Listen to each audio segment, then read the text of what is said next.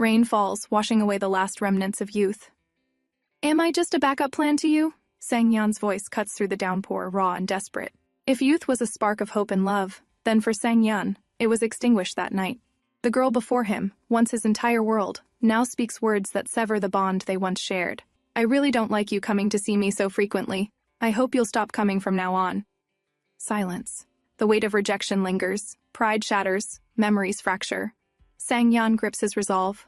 "Don't worry, I won't pester you anymore." With that final promise, two figures once intertwined in fate take separate steps forward, away from each other, away from what once was. 6 years later, the morning sun spilling through the blinds. A phone rings. Wen Yifan groans, half buried under blankets. "Wen Yifan, you're not out of bed yet? It's 2 p.m.? Zhang Siqiao's teasing voice jolts her awake. "I slept late," Yifan murmurs. "Watched a horror movie, then my drunk neighbor knocked all night." "Again? Just move already!" Yifan sighs. "I'll move when my lease is up." Siqiao changes the subject. "Forget that. Come out tonight. I'll set you up with a guy." "I'd rather work overtime. That won't cost me a penny." Siqiao laughs. "Who said you need money? Just use your eyes. See you at Duoluo Street." At night, two young women, Zhang Siqiao and Wen Yifan, navigate the lively crowd, their eyes gleaming with excitement as they spot their destination, Overtime, a bar with an unassuming exterior. Wen Yifan raises an eyebrow, skeptical. "This is the bar you said we'd meet someone at? It looks more like a hair salon." Siqiao dismisses her doubts with a grin. "That's not the point. The owner is the legendary handsome star of Duoluo Street." The women settle at a table, scanning the room. "Maybe it's the bartender," Yifan muses, nodding toward a polite young man in uniform. Siqiao scoffs. "Him? No way!" And Siqiao's eyes widen. "Wait, look over there!" A tall, dark-haired man leans against the bar, his sharp gaze scanning the room. The bartender greets him with a teasing smile. The realization hits Wen Yifan like a thunderbolt. "Sang Yan?" Yifan, caught in a whirlwind of emotions, barely registers her friend's words. Siqiao reminds her. "He was your classmate before you transferred. Didn't he pursue you at some point?" Before she can respond, Sang Yan turns and their eyes meet. Their moment was cut short by the crash of a drink spilling onto her clothes by the waiter. She excused herself, heading toward the restroom, trying to compose herself. Inside the restroom, she tried to wipe the stain from her cardigan, but it wouldn't come off. With a sigh, she stepped out, holding it in her hand, only to come to an abrupt halt. Sang Yan was standing there, a cigarette dangling loosely from his fingers, the smoke curling into the air between them. She willed herself to move, to walk past him like he was just another stranger. But her thoughts betrayed her. He probably doesn't recognize me anymore, right? Yet, as she brushed past him, a quiet voice cut through the air. "Hey!" A soft toss. Before she even realized it, his jacket was in her hands. Her fingers curled around the fabric, her heart pounding. "Let's talk," he said, stepping forward, his gaze locked onto hers. "I'm the owner of this bar. My last name is Sang." Shock flickered across her face. Was he introducing himself? Did he not remember her after all? "Is there anything you need?" she asked, keeping her voice even. His response was simple, yet unexpected. "I want to apologize for the inconvenience. Your bill tonight will be on the house." Her mind drifts to the past as she silently observes him. "He's still the same as before," she muses. "No, it's fine," she replies. As he turns to go, she suddenly remembers. His coat. Instinctively, she reaches for it, calling out his name. Sang. But she catches herself too late. Panic flashes across her face. How could strangers know each other's names? She scolds herself internally, realizing her slip. Still, gathering her courage, she rushes after him, calling out more formally this time. "Star Sang." He stops in his tracks, his eyes narrowing in silent curiosity. Then, amusement flickers in his expression. He hums, turning towards her fully. Their eyes meet, and Wen Yifan freezes. "Star Sang?" He echoes her words, a small smirk playing at his lips. She looks at him thinking, why does she say that? A beat of silence passed before Sang Yan's lips curled into an amused smile. "Ah, so that's what it is," he mused, as if slowly piecing something together. Yifan blinked in confusion, flustered under his gaze. Then, without missing a beat, he leaned slightly closer, his voice playful yet firm. "Sorry, but we're a decent bar. Please mind your actions." His teasing words struck like a playful jab, causing Yifan's face to heat up. "Forget it. What's done is done. We wouldn't be meeting again anyway," she reassured herself. She mustered a smile, pushing past her growing unease. "That's a bit of a pity," she said, feigning indifference. As she handed him his jacket, Starsang's smirk deepened. Won't you be quite happy, he teased, to borrow my jacket? I am not so sure, but it seems like I am more famous than the bar, so you can keep it as a souvenir, he said with a confident smile. She looked blankly as he left, not knowing how to counter that. Later, as she sat with her friend, the absurdity of the situation finally hit her. Her friend burst into laughter, shaking her head in disbelief. He really said that? What a brat. Why didn't he just let you take it home and frame it up? She sighed, swirling her drink absent-mindedly. That's exactly what he meant, she admitted with a bitter smile. From across the room, Sang-yeon sat at the bar, a blonde woman by his side. Soon, a waiter hesitantly approaches and apologizes for an earlier mishap, and informs them that their order has been compensated by the owner. He hands them a refund, but Yifan declines and insists he keep the money. Before he left, one more thing, she says, handing over a coat. I found this near the restroom. It might belong to a customer. He accepts it with a quiet thank you, while her friend, seated across from her, watches with curiosity. Wen Yifan, does he really not recognize you? She asks, eyebrows raised. Wen Yifan remains silent, her fingers tracing the condensation on her glass. You don't look that different from high school, her friend murmurs. It's only your hair that's a little shorter. Wen Yifan's eyes drifted to him, who sat there looking indifferent to anything. Her friend sighs. Fine, I suppose it's possible he doesn't remember you, she concedes. But come on, someone as eligible as Sang-yeon must have had plenty of girls around him before. Her friend stretches, setting her drink down. Let's go. This place is getting boring. Next time, let's hit a club instead. As she rises from her seat, something slips from her wrist, her bracelet. It falls silently to the ground, unnoticed. They walk past the bar, their conversation drifting into the background. Her friend mentions, almost casually, Shang Lang told me he'll be back next month. Wen Yifan nods, her mind elsewhere. Meanwhile, at the bar, a woman nudges Sang-yeon playfully. Let's exchange WeChat contacts, she coaxes. With a nonchalant flicker of his dark eyes, he calmly replies, Nah, I don't have a phone, smoothly shutting down any further attempts at small talk. A bartender approaches the bar counter table. Hey, the customers from K11 left a bracelet. Sang-yeon sat there swirling the drink in his glass, revealed that not only was a bracelet left behind, but a jacket too, one that suspiciously resembles that of Brother Yan. Didn't I say that they don't need to pay? Sang-yeon's voice is cool, but there's an unmistakable edge to it. The bartender stammers. I did tell the customers, but... She insisted, this might not be for the D-drinks. The bartender's voice hesitates, unsure of the gravity of the situation. It was quite noisy, so I might have misheard, but the next words settle in like an unexpected punch. The customer's friend asked her if she had come to the bar just to see you, he says, his tone careful. Sang-yeon's heart stills for a fraction of a second before the bartender finishes. She said no, then, SS Shisade it's TTO. The bartender gulps, as if reluctant to continue. Sang-yeon lifts his gaze. Hook up. The bartender fidgets under the weight of the statement, then attempts a weak clarification. So, maybe they gave this for your hookup fee. Next day, as Yifan was busy working, her phone buzzed. She opened it and saw a message from her friend telling her to help her to retrieve her bracelet from the bar after work. With a sigh, Yifan agreed to it. In the evening, she stepped into the same bar. She walked straight to the counter, her voice soft yet firm. Hi, I was here last night with a friend and dropped a bracelet. Did anyone pick it up? One of the bartenders, slightly flustered, exchanged glances with his colleague. Yes, we did. Please wait a moment. A murmur between the bartenders only deepened her curiosity. Usual. Where's the bracelet from last night? Why isn't it here? Did Brother Yan take it? I am sorry, the owner usually holds lost items, but he is not here. Would you like to leave your number so we can contact you once it's found? The bartender asked. She hesitated before nodding. All right, I'll leave my contact number. She picked up the pen, poised to write. As she was about to give it back, a hand swiftly snatched the notebook away.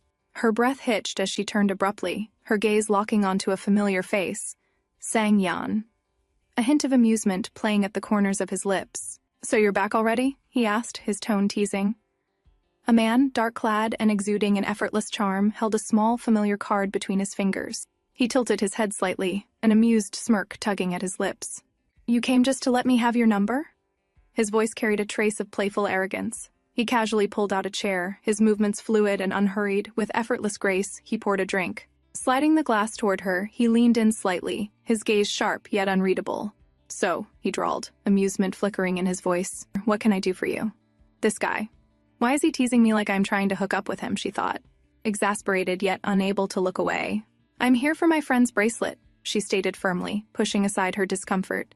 I was told the boss handles lost and found items. He let out a small scoff, swirling his drink lazily. And who told you I had time to deal with misplaced items? Her patience wore thin. I'll leave my number here. Call me when it's found, she said, placing a note on the counter. For the first time, something shifted in his expression. As she turned to leave, a low voice stopped her in her tracks. Wait a minute.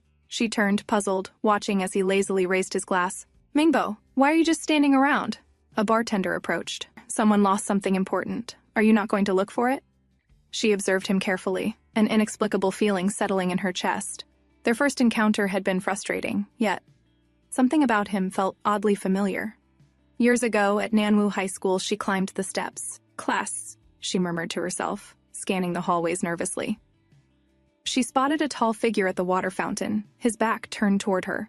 With hesitant steps, she approached, clearing her throat. Excuse me. The boy didn't turn right away. Do you know where Class 117 is? She asked hesitantly. He paused for a moment before responding, his voice slow and deliberate.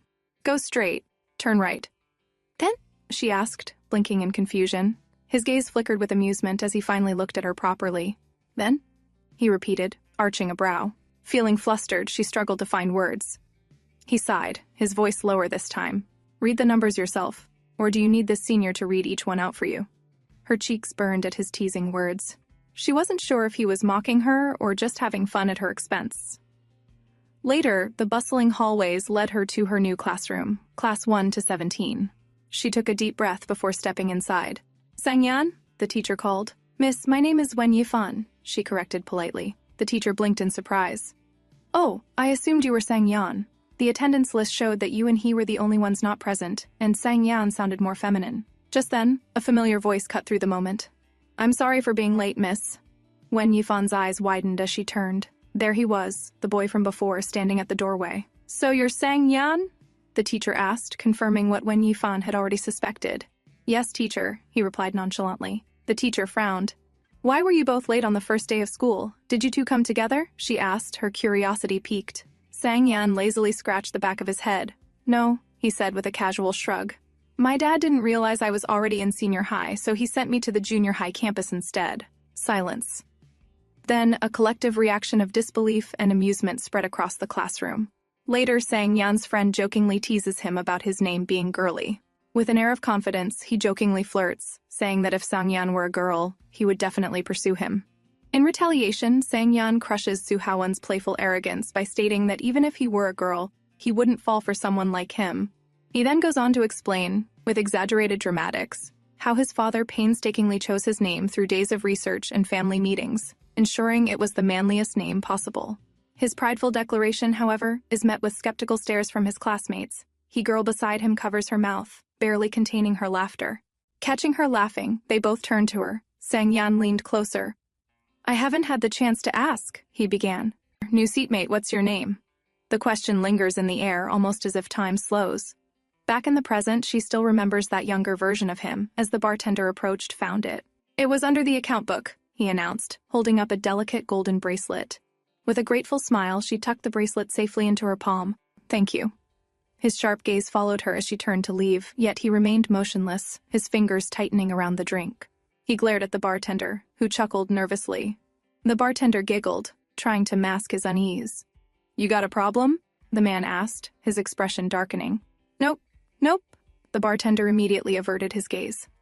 Later that night, Yifan informs Xiao that she retrieved her bracelet. Xiao excitedly invites her to a fireworks show. But Yifan declines. She has work to cover the live stream of the fireworks for a TV station at some different location. Just as she was about to unwind, a loud bang shattered the silence. She froze. A drunken voice slurred from outside. Hey, pretty lady, do me a favor, my bathroom is broken, so let me take a shower at your place. Her breath hitched. This guy again? I know you're in there. The pounding grew violent. Heart racing, she grabbed her phone. Hello? 110? I need to report. The next morning, she arrives at Nanwu TV station, visibly exhausted. Her coworker notices her exhaustion. With no choice but to find a new home, she explained about her situation. Another colleague presents an unexpected lifeline. Looking for a place? My roommate just moved out. It seems fate is giving her an option. That evening, Dongju Square is alight with festive cheer. Yifan, now in work mode, hands her radio to Fu Zhuang before heading to the restroom. Hold on to this for me. On her way, she received a message from a friend.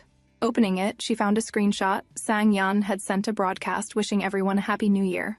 But she hadn't received it. His number was still in her contacts. Had he deleted hers? That had to be the reason. Shrugging off the thought, she decided to send her own broadcast message. Just as she hit send, a voice nearby caught her attention. She is in high school now. Does she still need someone to wait for her outside the bathroom? The voice was familiar. She turned instinctively, her eyes landing on him. Sang Yan, his face illuminated by the glow of his phone, arguing with a woman. Why is he here? She wondered. His mother's voice echoed, explaining that she was out on a date with his father and that he should just wait for his sister. So, why did you ask me to come? To babysit? He spoke, his deep voice tinged with mild annoyance. As they were arguing, his phone buzzed, and he stared at his phone screen where unread messages blinked at him. Among them was a simple Happy New Year from Yifan. His fingers hesitated over the keyboard, but after some time staring at it blankly, he pressed send, with a short reply. She soon noticed as her phone vibrated. A simple response, ? From Sang Yan, made her confused. Why did he send a ? She mumbled to herself, staring at her screen. Had she said something strange? No, it was just a Happy New Year. Her fingers hovered over the screen as she began typing, deleting, retyping. You know who I... Delete. You know, delete.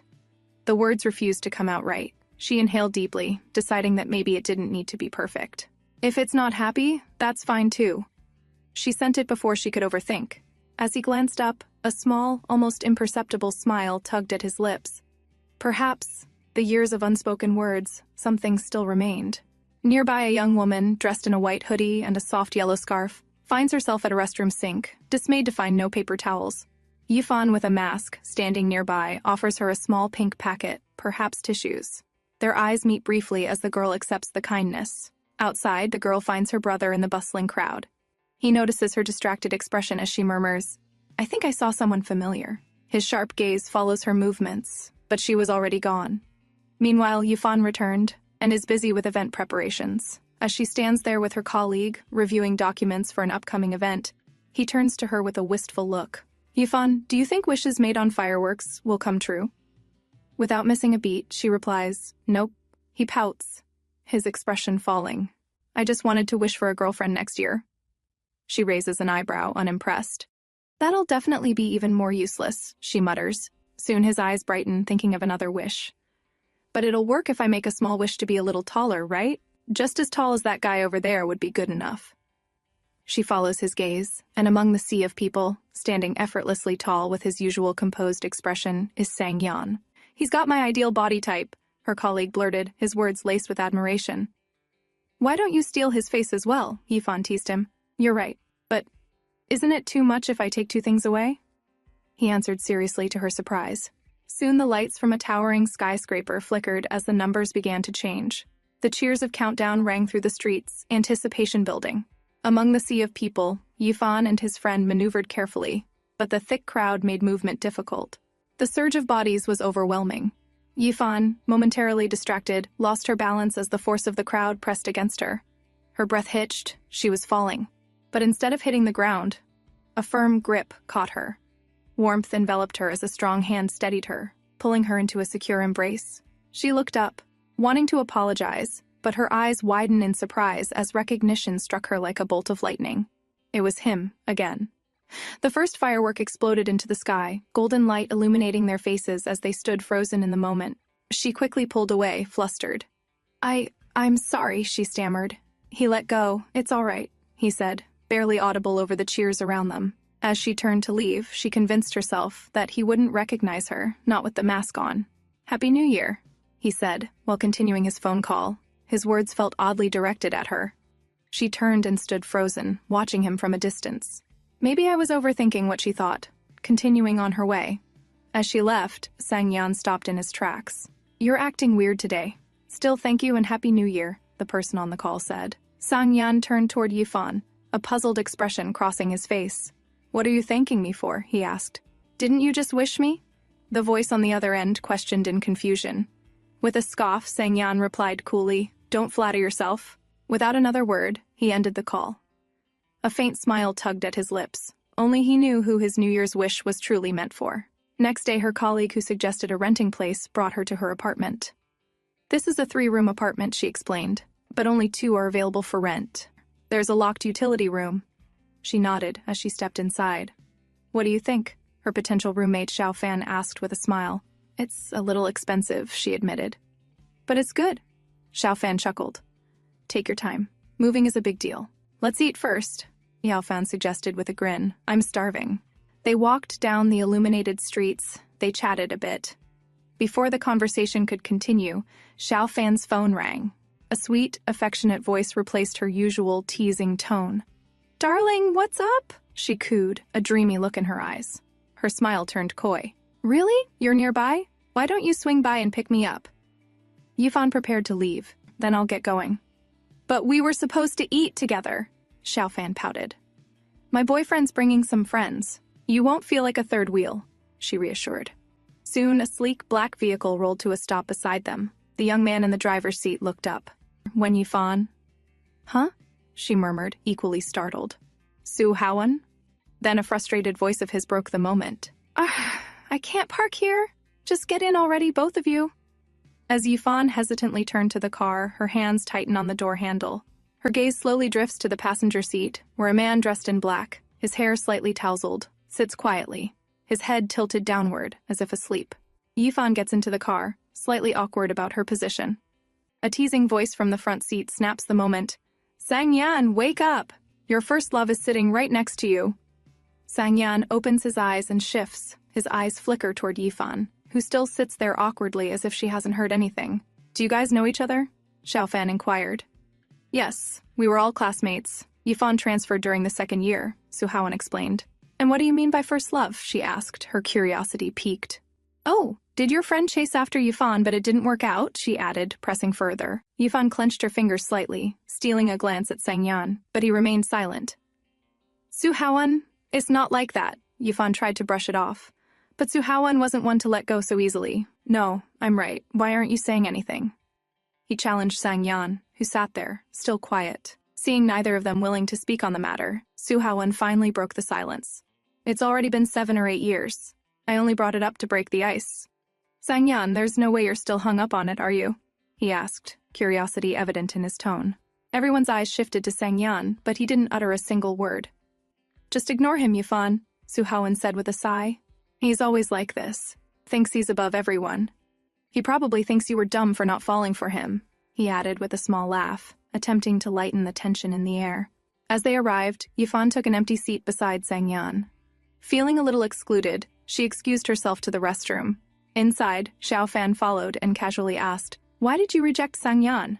Aren't your standards too high? She joked.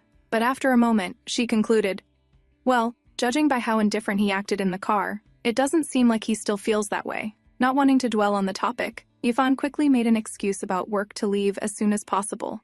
Stay a little longer, Xiao Fan urged, but Yifan declined, insisting she had work. As she stepped outside, she found Sang Yan standing there. Gathering her courage, she attempted to initiate a light conversation. Long time no see, she said, but he leaned in slightly, a smirk playing on his lips. It's only been a few days since New Year's Eve. Does a day feel like a year to you when you don't see me? He teased. Yifan stared at him. There were 2 things she was certain of. She never knew how to deal with him. And he had definitely recognized her that night but pretended otherwise. Now the look on his face told her she couldn't ignore it either.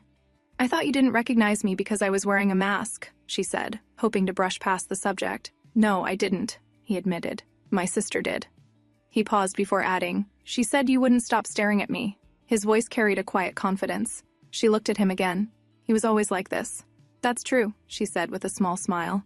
Because everyone around you was talking about how your pants were unzipped. His smirk faded, as silence fell between them. Anyway, I have some work. Let's catch up another time, she said, turning to leave. Before she could walk away, he called out to her. Do you remember where Su Haowen's car is parked? She nodded. Lead the way, he said. As they reached the parking lot, Sang Yan wished her goodbye and walked toward his car. Meanwhile, Yifan checked the app, only to find that no cars were available. With no other option, she turned to him. This place seems a bit remote. Can you give me a ride? She asked. Where do you live? He inquired. After she described her address, he responded casually, "Oh, that's not on my way." "I'm not asking you to drop me home just near the subway," she said with a hopeful smile. He stared at her for a moment before sliding into his car. "Get in," he said. As they sat in the car, silence filled the space. Neither spoke, making the atmosphere heavy. Yifan glanced around before stealing a look at him. His face still brought her back to the past.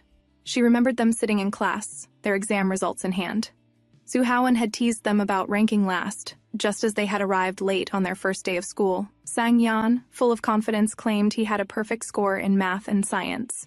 He leaned toward Yifan to see her score, but she quickly scolded him, refusing to show her report. "Focus on your own mistakes and learn from them," she had told him. But he smirked. "At least I don't have that many red crosses on my paper," he teased. Then he looked down at his results and after a moment turned to her. "Why don't we apply to the same university?" he asked seriously. "What do you think?" She had stared at him then, just as she was now. "Hey, you can drop me here," she suddenly said, realizing they had just passed a subway station. "Do I look like your chauffeur?" he replied coldly. "Then where are we going?" she asked, puzzled. "To your house," he answered flatly. They soon arrived at her place. As she got out of the car, she turned to him. "Thank you. I'll treat you to a meal whenever you're free." "Oh? You're already planning the next time you'll see me?" he said playfully. She froze. Had he really gotten so popular that he thought that way about everything? Or was he misunderstanding her because of what she had said at the bar that day?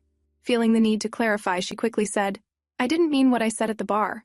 "Which part?" he asked, a sly smile playing on his lips. "The part where you said it's a pity." Realizing it was pointless to argue with him, she turned away. "Okay, bye now," she said, walking off. He watched her retreating figure, something unreadable flashing in his eyes. As Yifan climbed the steps toward her house, she noticed a group of men standing there, seemingly waiting for her. One of them stepped forward. "Let's see if you still have that attitude after we show you what real harassment is like," he sneered. Realizing their intent, fear gripped her. Without hesitation, she turned and ran back down the steps. Her heart pounded as their voices echoed behind her. As she stepped outside the building, her eyes darted toward the black car still parked nearby. Sang Yan was standing beside it, talking on the phone. He noticed her immediately, his gaze shifting toward her, but she quickly looked away, pretending not to see him. "Yifan?" he called out, sensing something was wrong. She didn't respond and walked past him as if she didn't know him. But before she could get any further, he swiftly made his way toward her, grabbed her arm, pulled open the car door, and pushed her inside. "Stay inside. Don't come out," he ordered, slamming the door shut and locking it. The group of men approached. "Young man, is that your girlfriend?" one of them asked. "Mind your own business," Sang Yan replied, irritation flickering across his face. "We're not here to cause trouble," the man said, puffing on his cigarette. "But your little girlfriend needs to come out and apologize." He sneered as he continued rambling about her looks. But before he could say another word, Sang Yan's foot connected with his stomach, sending him staggering backward. His friends rushed forward in concern. Sang Yan stood his ground. "Are you going to leave or not?" he asked, making it clear that he wouldn't accept no for an answer. The men, however, weren't planning to back down. Together, they lunged at him, but he fought them off single-handedly.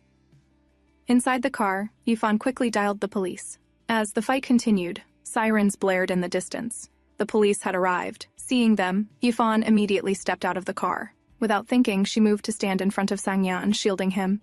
"I was the one who called," she told the officers. "This is my friend, and these men attacked us." Sang Yan looked down at her, surprised. In that moment, as she stood protectively in front of him, later they sat in a nearby park. Yifan handed him a bag of medicine.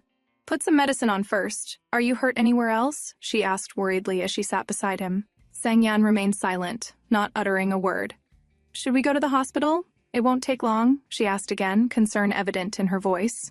"Yifan," he called out suddenly, his voice steady. "Didn't you see me earlier? I called out to you. Didn't you hear me? Why did you run instead of asking me for help?"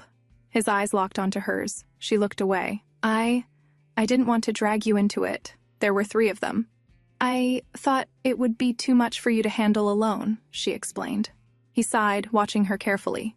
So that was her reason for running away. Tearing open the packet of medicine, he began applying it to his face. "Let me help you," Yifan offered, startling him. She took the medicine from his hand and gently dabbed it onto his wounds. "Don't use this as an opportunity to take advantage of me now," he teased, his tone light but his gaze unwavering. "Yeah, sure, I'll watch myself," she replied, playing along, knowing it was impossible to stop him from teasing her. He fell silent. She was refusing to give him another chance to poke fun at her. But as he watched her, his heart pounded louder and louder. Yifan, sensing his gaze, glanced up, and in that moment, both their hearts raced in sync, a mix of nervousness and excitement filling the air.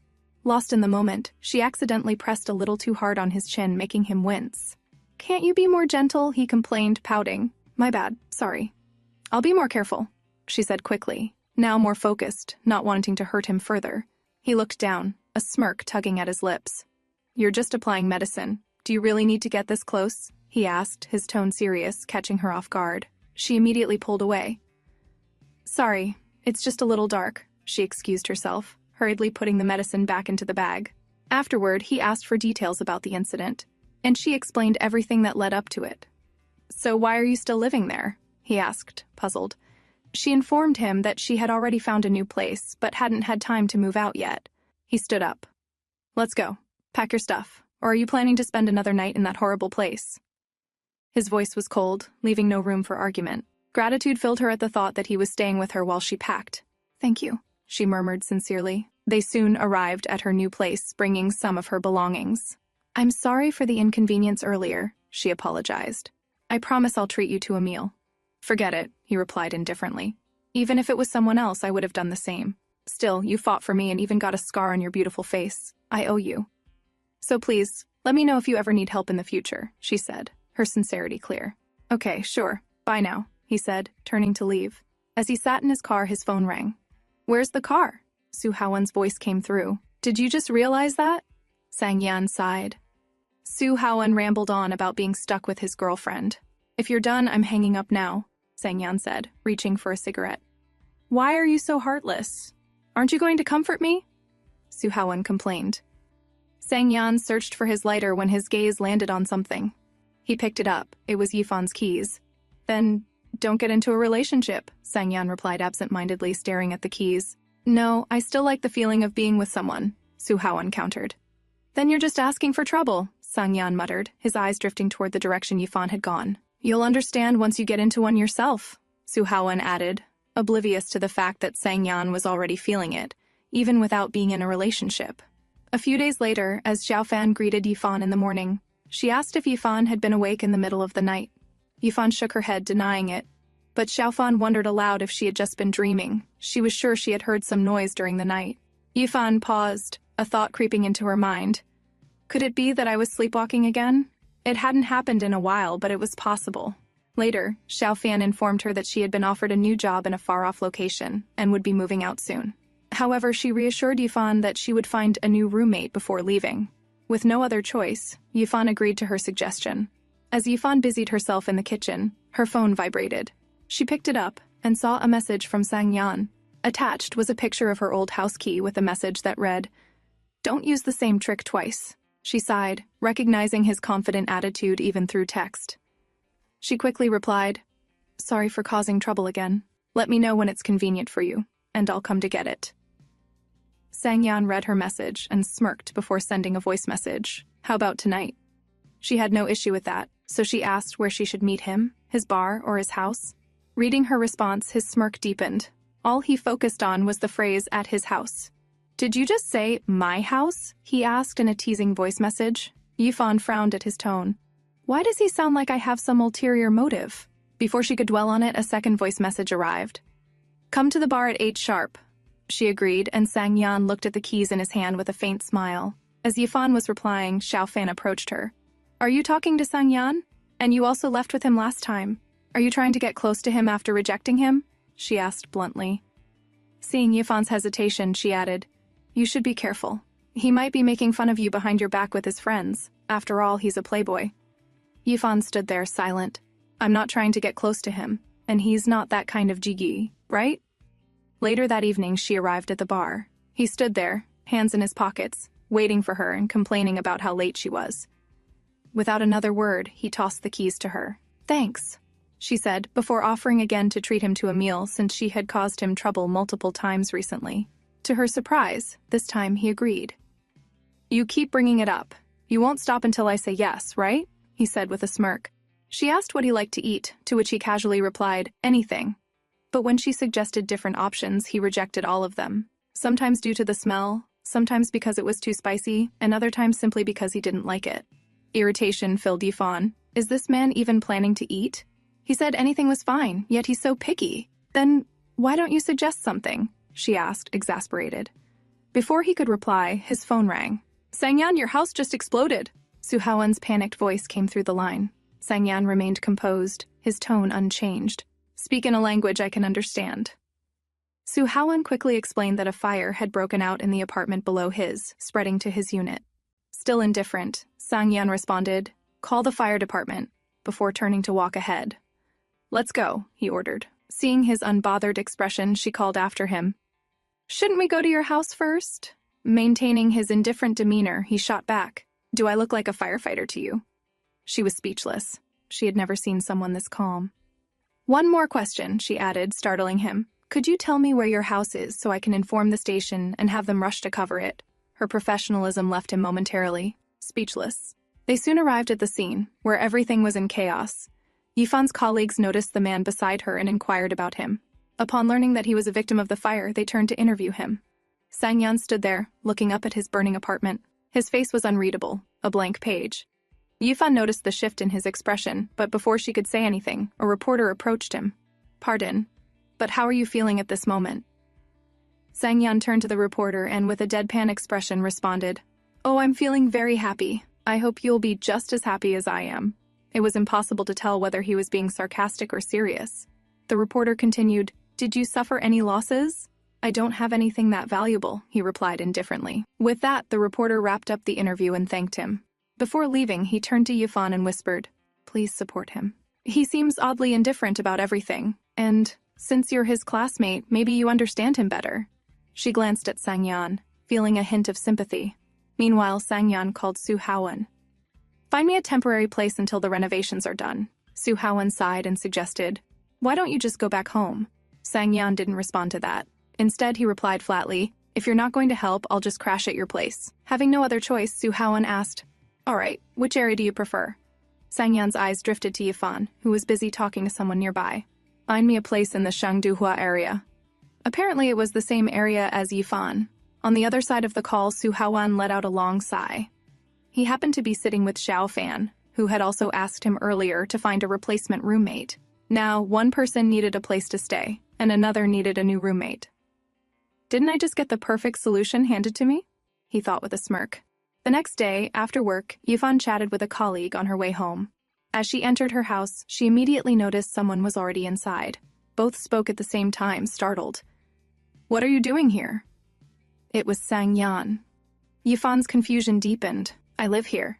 "But how did you get in?" she asked. Sangyan raised his hand, effortlessly twirling a keyring around his finger. "I just moved in."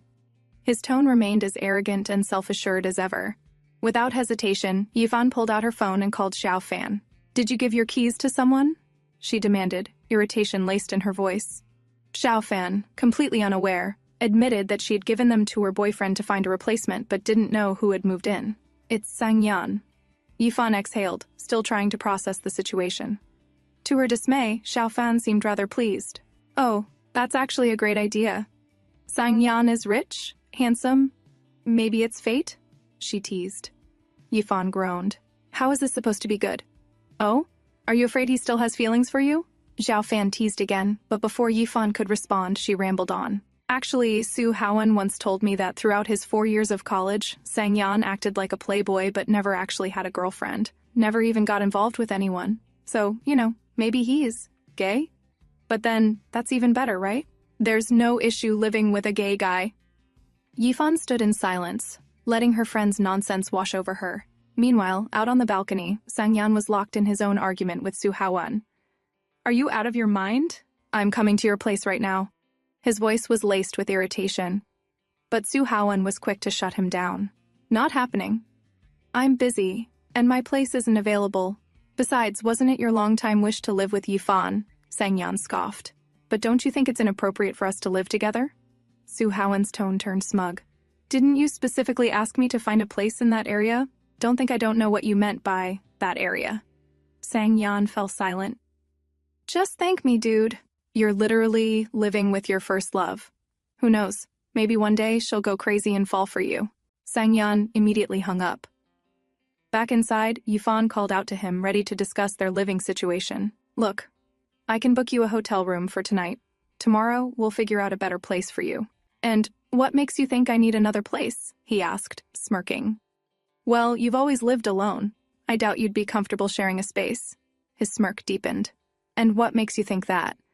I mean, you can afford to live alone, so it's obvious. Did you forget? My house caught fire. All my money is going into renovations. But you own a bar, she pointed out. But I don't earn that much from it. He folded his arms. She tried again. I work odd hours. I might disturb you. Then just don't make noise when you come home late. He dismissed her reasoning with ease. Yifan sighed, realizing she was running out of solid arguments. He noticed her discomfort and let out a breath. Look, it's not permanent. The reconstruction will take 3 months. I'll move out then. And besides, I've already moved in. Leaving now would just be extra effort. She glanced at his single suitcase. But all you have is this suitcase. Sang-yeon ignored her skepticism. Sang-yeon, we're a man and a woman living under the same roof. Don't you think that's going to be awkward? Leaning against the sofa, he propped his chin on his hand and smirked. Yifan, are you worried I still have feelings for you? Afraid I'll start pursuing you again, like I did back then? Caught off guard, she hesitated. No, that's not what I meant. His smirk grew even more teasing. Or is it the other way around? Are you the one who can't forget me? The air between them grew still, but Yifan quickly composed herself. No, don't worry, I won't take advantage of you. She smiled, brushing off the tension. Since we're not resolving this tonight, let's calm down and figure it out tomorrow after work. You can stay here for now. She stood up, signaling the end of the conversation. Sang-yeon leaned back slightly. What time will you be free? Not sure, but I'll be back by 8. He gave a brief nod, avoiding eye contact as she closed her bedroom door. Alone in the living room, he stared at the floor, lost in thought. The next morning, Yifan's phone rang. Half asleep, she picked up. Seeing her mother's name on the screen, she instantly became fully awake. Her father's last words echoed in her mind. Take care of your mother. Her mother's voice came through, asking if she'd be coming home for New Year's. Yifan hesitated before asking, Did you talk to Kelsey? Will she be okay with it? Before her mother could answer, her stepsister's voice interrupted in the background, complaining about being held up while shopping. The call ended abruptly.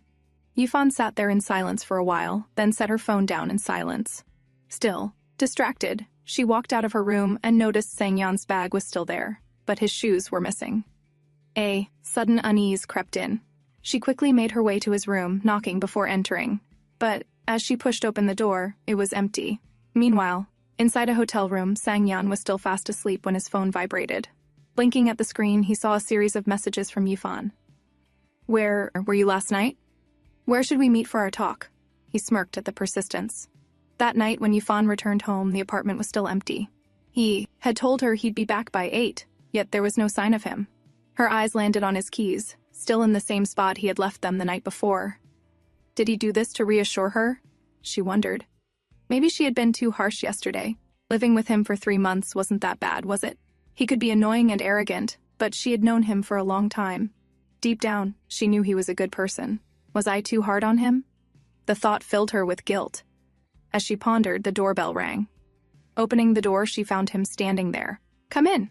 Want some coffee? She offered, stepping aside. He walked in, his usual relaxed demeanor intact.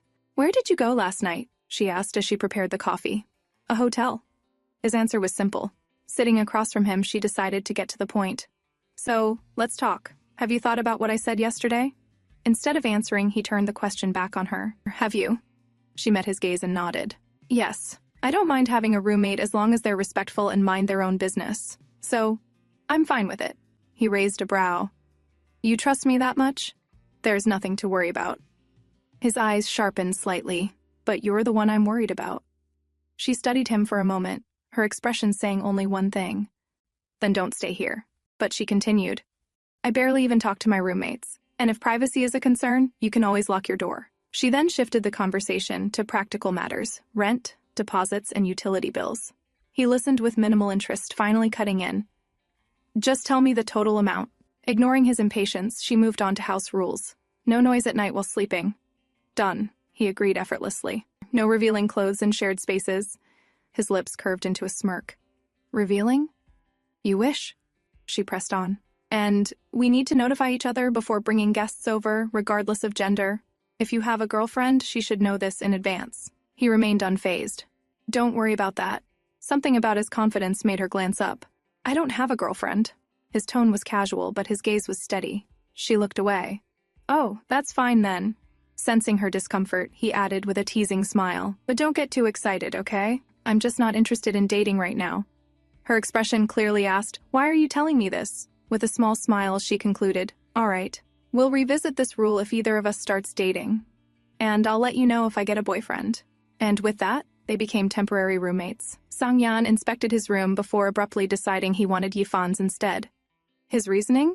He simply liked it better. Yifan, confused, questioned why he would prefer a smaller space over the spacious master bedroom, especially since she couldn't even afford the rent for it. But, as stubborn as ever, Sang-yan dismissed her concerns, stating that he would be covering the rent and, since he was paying more, he had the right to choose whichever room he liked. Without waiting for further argument, he turned away, ending the discussion. Still baffled, Yifan pressed him for a reason, only for him to nonchalantly reply that the room smelled. The absurdity of his reasoning made her frown, but there was no point in arguing with someone as unreasonable as him. After reluctantly moving all her belongings, she settled into her new room. Lying down, she wondered if there truly was any odor in this room. But questioning the demands of a confident and entitled prince like Sang-yan was pointless. He had always been like this, even in high school. Her thoughts drifted back to the past. She recalled the day they had arrived late for class, and rumors about them had already begun spreading. Su Haoen had been the one to bring it up, recounting the various versions of their supposed relationship. Sang-yan, indifferent as ever, had barely reacted. But Su Haoen had pressed further, insisting that it was impossible for Sang-yan to have no feelings for a girl as pretty as Yifan. His words had been met with nothing but silence, until Sang-yan turned, catching sight of Yifan standing nearby. With his usual smirk, he casually remarked that everyone was talking about them dating. Yifan had been startled by his sudden words, but as always, he had stood there with unwavering confidence, just like he did today. Later that night, as she stepped out for water, she unexpectedly found Sang-yan standing in front of her. Fresh out of the shower, water dripped from his damp hair down to his neck. Her gaze involuntarily followed the movement, lips pressing together as she quickly averted her eyes.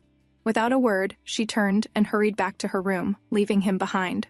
Sharing a living space with him was still an adjustment. The next morning, as Yifan prepared breakfast, her phone buzzed with an incoming video call from Zhang Siqiao. The moment she answered, Zhang Siqiao excitedly announced that she had found a new roommate for her. At the mention of a replacement, Sang-yan, who had been casually listening in the background, suddenly turned his attention toward the conversation. The screen displayed the face of Xiang Lang, a familiar friend from high school, now back in the country. Yifan greeted him warmly, exchanging pleasantries. However, as soon as his name was mentioned, Sang-yan seemed visibly unsettled. Zhang Siqiao enthusiastically suggested that Xiang Lang could move in as her new roommate. Yifan glanced at Sang-yan, then responded that she had already found someone. A small, almost imperceptible smile appeared on Sang-yan's face. After the call ended, Sang-yan casually inquired about her plans for Wednesday. When she mentioned she was going out and meeting Xiang Lang, she expected him to acknowledge their shared history. But instead, he feigned ignorance, claiming not to remember who Xiang Lang was. Yifan found that hard to believe. Her mind drifted back to the past again. She had walked into class one day to find every head turning toward her, whispers of rumors filling the air. Ignoring them, she took her seat. But moments later, Sang-yan entered, dragging a student behind him and shoving him forward in front of her. The boy, looking utterly terrified, was forced to apologize. Shocked, Yifan instinctively apologized as well, despite not understanding what was happening. The classroom fell into stunned silence. Sang-yan, unimpressed by the boy's weak attempt, barked at him to speak properly. The boy immediately confessed that he had spread the rumor. He had seen Yifan with Xiang Lang and assumed she had dumped Sang-yan for him. Sang-yan, ever indifferent but known for holding grudges, made it clear that anyone who spread rumors again would face consequences. Then, with an air of arrogance, he turned to the boy, demanding an apology for himself as well. The rumor had not only painted Yifan in a bad light, but it had also made it seem as though Sang-yan had been heartbroken after being left for Xiang Lang. And that, he declared, was ridiculous. Anyone he pursued would only have eyes for him and no one else. Now, years later, that same arrogant boy was asking for Yifan's help in business. As his supposed roommate, he wanted her to hold a reunion at his bar, even offering her a discount. Surprised, Yifan questioned if his bar was struggling. Then, without thinking, she offhandedly remarked that perhaps it was because it looked like a barber shop. Sang-yan smirked at the remark and asked if it was really that bad. Then why had she gone there in the first place? Realizing she couldn't reveal their actual reason for visiting that night, Yifan fell silent. Later, Yifan met a man for an interview as part of her work as a journalist. As she was leaving, she unexpectedly ran into her stepsister, Jeng Kejia. Growing up, Kejia had always had an issue with Yifan staying at their house.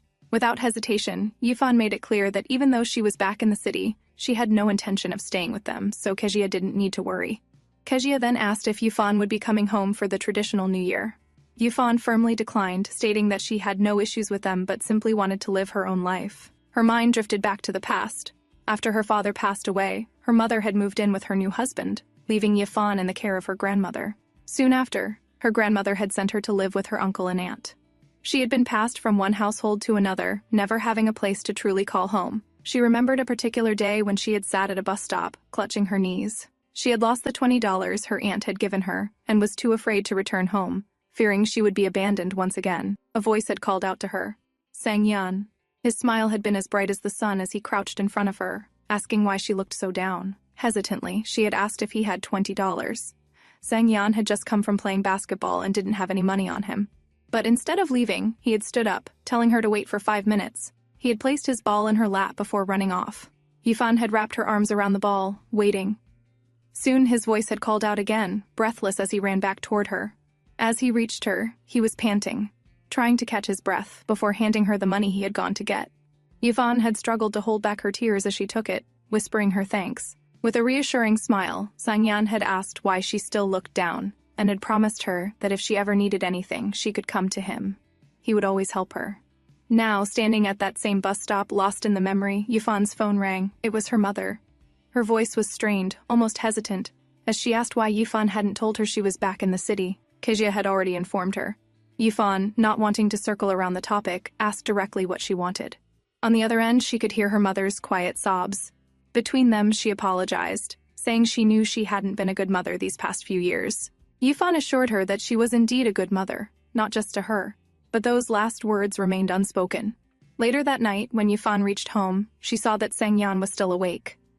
Noticing her, he casually mentioned that he was very conscious about his safety and couldn't sleep unless he was sure the door was locked. His tone carried its usual teasing lilt, but there was a flicker of sincerity beneath it. Yifan sighed, offering a quick reassurance that she would always lock the door properly, but Sang-yan wasn't convinced. With the same casual arrogance, he added that from now on, if she planned to stay out past 10, she should inform him in advance, so he wouldn't have to stay up all night waiting. Faced with no other choice, Yifan begrudgingly agreed. On Wednesday evening, as Yifan prepared to leave, she noticed Sang-yan also heading out. Their timing, as always, seemed unintentionally aligned. Stepping outside, she spotted Su Haoan waiting nearby, seemingly for Sang-yan. Realizing that almost everyone present, and they all had attended the same high school, she casually mentioned that Sang-yan was now her roommate. For a moment, there was a collective silence, their expressions shifting between disbelief, amusement, and curiosity. Yet, Sang-yan remained as nonchalant as ever, casually remarking that she didn't need to brag about him. The reaction left everyone baffled. Su Haoan, never one to let things slide, immediately teased him for being shameless, earning himself a glare from Sang-yan. His amusement was short-lived. Originally, Su Haoan had planned to meet Sang-yan alone, but seeing that everyone was already gathered, he suggested they all go out together. No one objected, and soon they found themselves seated around a dinner table. The dinner began with Siqiao and Xianglang reminiscing about their childhood memories with Yifan. As the conversation flowed, Xianglang brought up Yifan's clumsy habits from their childhood. Through it all, Sang-yan remained quiet, sipping his drink, his expression unreadable. Unlike the others, he did not laugh or reminisce. His focus shifted, and Su Haoan, unfortunately, bore the brunt of his irritation. From time to time, Yifan glanced at Sang-yan. At some point, their eyes met. It lasted only a moment, but the intensity behind his gaze caught her off guard. Quickly, she averted her gaze, bringing her drink to her lips. After dinner, they moved to Sang-yan's bar. Despite the change of location, Sang-yan made no effort to leave Yifan's side. He sat beside her, his presence unwavering. Siqiao, always perceptive, leaned in closer to Yifan, whispering her thoughts. She remarked that living with Sang-yan must be exhausting, given how he hadn't smiled once the entire evening. His expression made it seem like someone owed him $1 million. Yifan said nothing, merely giving a small, knowing smile. The night progressed with games, and Su Hawan, full of energy, suggested playing liar's dice. Before they started, he issued a warning to Yifan. She needed to be careful. Sang-yan was particularly skilled at this game, and unfortunately he was seated right next to her. As the rounds began, Su Hawan's luck was abysmal. Round after round he lost, forced to drink each time, while Sang-yan, completely unfazed, remained undefeated. Finally, after losing several rounds in a row, Su Hawan threw up his hands in frustration, begging Sang-yan for mercy. To everyone's surprise, Sang-yan agreed. It was now Yifan's turn to lose a round. Instead of drinking, she opted to draw a penalty card. Her task? She had to state one good quality about each person of the opposite gender. She started with Xianglang, noting his attentiveness to details. Then, Su Hawan, his passion and enthusiasm were undeniable. Finally, her gaze landed on Sang-yan. For a moment, she hesitated. He watched her, waiting. His usual confidence remained, but beneath it, there was something else, a quiet curiosity. After a brief pause, she spoke. One word. Rich. The answer was unexpected, yet undeniably true. As the game continued, it was Xianglang's turn to lose. He chose to draw a penalty card, and upon reading it, the card prompted him to reveal something he regretted. Without hesitation, he admitted that his biggest regret was not being able to attend college with Yifan. His parents had sent him abroad, altering the course of what could have been.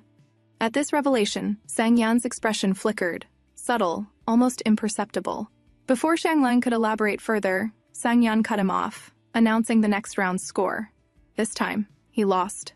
Su Hawan, thrilled to finally see Sang-yan on the losing end, seized the opportunity to make him play truth or dare. Drawing a card for him, he read the question aloud. What was the most recent city you flew to? Without hesitation, Sang-yan answered, Yihei. The answer landed heavily. Yifan's head turned sharply toward him. Yihei, the city where she had attended college after high school. She stared at him, caught off guard by the unexpected answer. He had been there?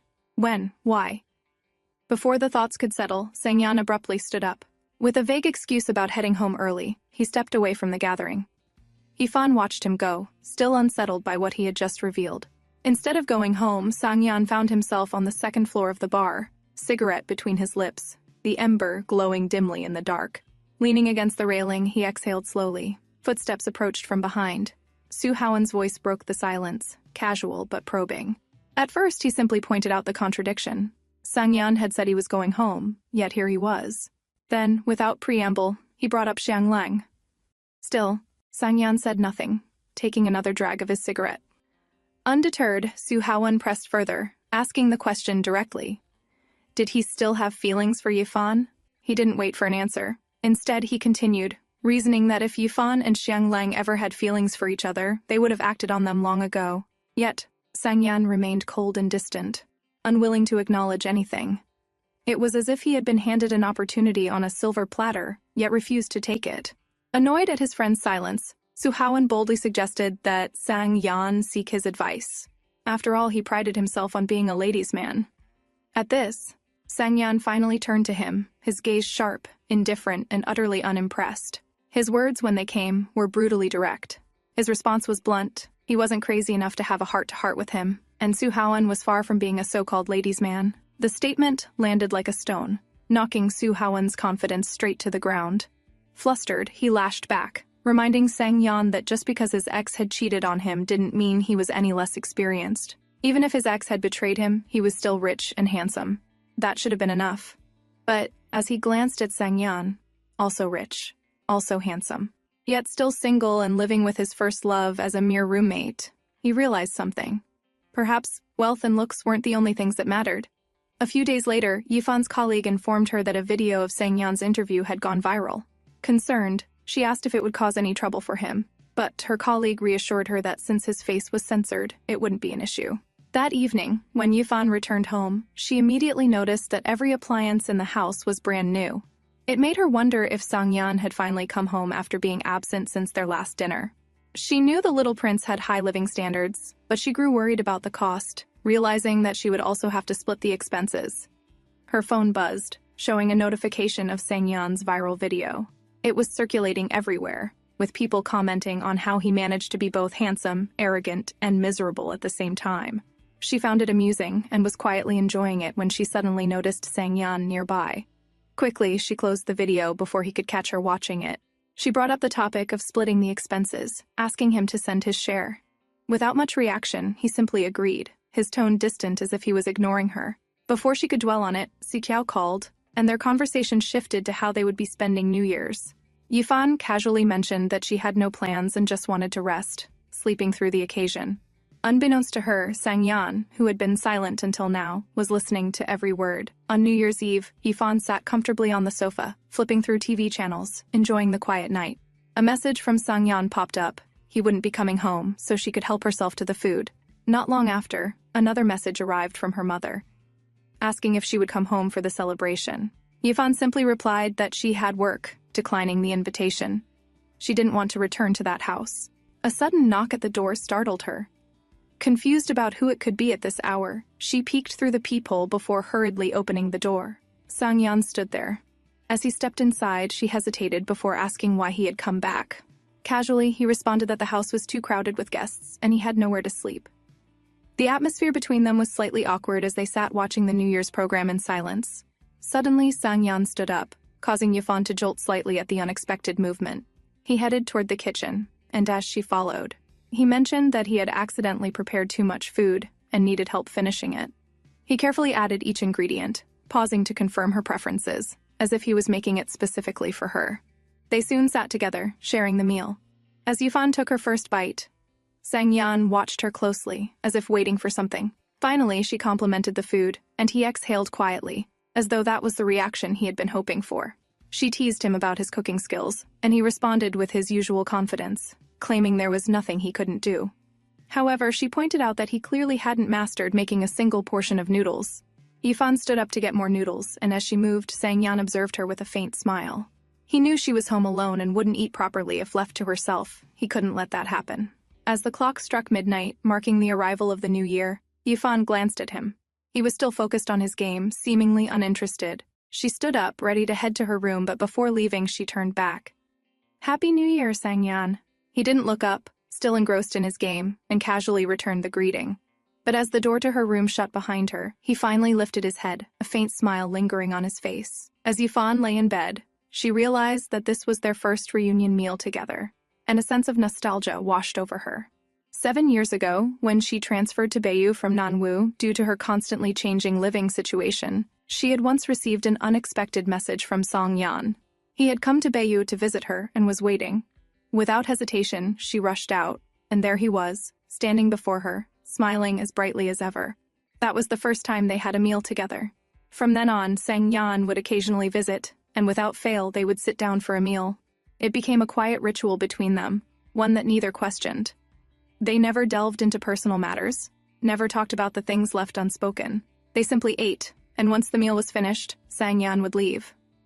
Over time, it felt less like coincidence and more like an unspoken excuse, an unacknowledged reason for them to meet. And tonight, it felt just like one of those days. The next day, Sang-yan brought his sister, Sang-ji, home, informing Yifan beforehand. As soon as Sang-ji saw Yifan, she turned abruptly to Sang-yan, her eyes filled with curiosity. Without hesitation, she asked if Yifan was his girlfriend. A brief silence followed. Sang-yan was so taken aback that he failed to respond. Before he could recover, Yifan smiled and clarified that they were merely roommates. Sang-ji's expression fell, visibly disappointed that such a pretty girl was only his brother's roommate. Still intrigued, Sang-ji pressed further, asking if Yifan had been her brother's high school classmate. Yifan was surprised that Sang-ji even remembered her, considering they had only met once, when she was lost. But to Yifan's surprise, Sang-ji admitted the truth. That day, she had not been lost at all. It had all been orchestrated by Sang-yan. 8 years ago, Sang-yan had pleaded with Sang-ji to pretend she was lost in front of the girl standing by the library. Initially, Sang-ji refused, but when he bribed her with the promise of ice cream, she hesitantly agreed. With some reluctance, she rehearsed her lines before being nudged forward by her brother. Meanwhile, Sang-yan stood nervously behind the wall, anxiously awaiting the outcome. But when she finally reached Yifan, standing before her and seeing the genuine concern in her eyes, Sang-ji froze, completely forgetting everything she had practiced. Sang-yan, watching from a distance, panicked at the sight of them staring blankly at each other. Desperate, he made a slight noise to alert Sang-ji. Snapping out of her daze, she hastily pointed in a random direction, claiming she had lost her way. Yifan instinctively took her hand and led her in that direction, only to find Sangyan waiting there as if by pure coincidence. Back at present, Yifan handed Sangji a pair of extra home slippers and assured her that if she needed anything, she could just ask before retreating to her room. As she left, Sangji, lazily snacking, leaned against the kitchen counter and eyed her brother curiously. With a casual tone, she asked why he was living with a girl. Sangyan, focused on chopping vegetables, responded indifferently, dismissing the need to answer such a question. Unfazed, Sangji smirked and offhandedly remarked that it must be because he liked Yifan. Her brother remained silent. Taking his lack of denial as confirmation, she went on, teasing that while she was on his side, Yifan was way out of his league. He should, at the very least, have some self-awareness. Sangyan finally turned to her, his expression unreadable. Self-awareness? He echoed, his tone laced with amusement. In his usual nonchalant manner, he scoffed that it wasn't him who needed self-awareness. Rather, it was the people who fell for him. Sangji kept reading, ignoring her brother as if saying whatever. Later, as they set the table for dinner, Sangji glanced at Yifan's closed door and asked if he was going to invite her. Sangyan shrugged, saying that if she was so concerned, she could call Yifan herself. Rolling her eyes, Sangji ignored him and began eating. As Sangyan sipped his drink, he lazily remarked how people should at least be kind to those who were good to them. His meaning was clear. Sangji sighed, reading between the lines. He wanted Yifan to join them, but his pride wouldn't let him admit it. Resigned, she stood up and knocked on Yifan's door, inviting her to dinner. Yifan initially declined, not wanting to intrude on a family meal. But Sangji lowered her voice and whispered that having dinner alone with her brother was unbearable. Finally, Yifan relented and joined them. As they ate, the two girls chatted comfortably, and Sangji took the opportunity to complain about her brother's annoying habits. The conversation naturally shifted, and Yifan casually asked which university Sangji planned to attend. She mentioned that she was considering either Nanwu or Yihei University but hadn't decided yet. From personal experience, Yifan noted that Yihei was far and its climate was completely different from Nanwu. Hearing this, Sangji's eyes widened in surprise. She hadn't realized Yifan had graduated from Yihei. Curious, she asked what Yifan had majored in. Mass communication, Yifan answered. Sangji frowned. But Nanwu has a better mass communication program. Why did you choose Yihei instead? The question made both Yifan and Sangyan pause. Sangyan set down his drink, crossed his arms, and turned to her with a pointed look. He too wanted to hear the answer to that. Avoiding his gaze, Yifan explained that mass communication hadn't been her first choice. She had initially wanted a different major, but didn't get into her preferred program, so she chose it later. The atmosphere shifted slightly, tension creeping in. Sensing the change, Sangji swiftly changed the subject. After dinner, as they cleared the table, she hesitated before asking Yifan a question. If she didn't want to answer, she could ignore it. When Yifan nodded, Sangji leaned in and asked if she had dated Sangyan in high school. Yifan chuckled at the unexpected question and denied it. Sangji, however, mentioned that her parents had once hinted that her brother had been dating someone. Before she could say anything more, Sangyan called out, insisting it was time to take her home before it got too late. As they left, Yifan's mind lingered on Sangji's words. His parents had mentioned a girl. Could they have been referring to her? After all, there had been a time when the rumors about them had escalated so much that their parents had even been called in. Even if it had been a misunderstanding, the rumors never truly faded. Inside the car, Sangji confronted her brother, questioning whether his behavior was his way of flirting. Sangyan merely glanced at her without responding.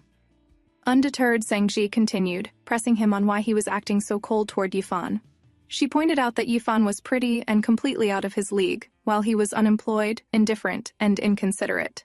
The chances of a girl like Yifan falling for him were slim, she argued, adding that women usually preferred men who were gentle, polite, and attentive. Sangyan finally raised an eyebrow, asking if her ideal type was Duan Jaksu, his old college roommate. Sangji's face turned red instantly. Avoiding his gaze, she turned away, refusing to answer. A few days later, Yifan finally gave in to her mother's persistent requests and visited her home. Her mother greeted her warmly, excitedly mentioning that she could finally meet her younger brother. She added that Yifan's stepsister now lived on campus and that her stepfather was out, but their aunt was there to see her. At the mention of her aunt, Yifan's expression shifted, her eyes widening slightly. As the door opened, her aunt welcomed her with a practiced smile, but Yifan's demeanor immediately became guarded. They sat together, and her aunt casually inquired about her job and life. When Yifan's mother stepped away to get fruit, her aunt's tone turned calculating. She commented on Yifan's looks, suggesting that a pretty girl like her didn't need to work so hard. She then casually proposed an arrangement. Her uncle had a wealthy friend who, despite being a little older, would take good care of her.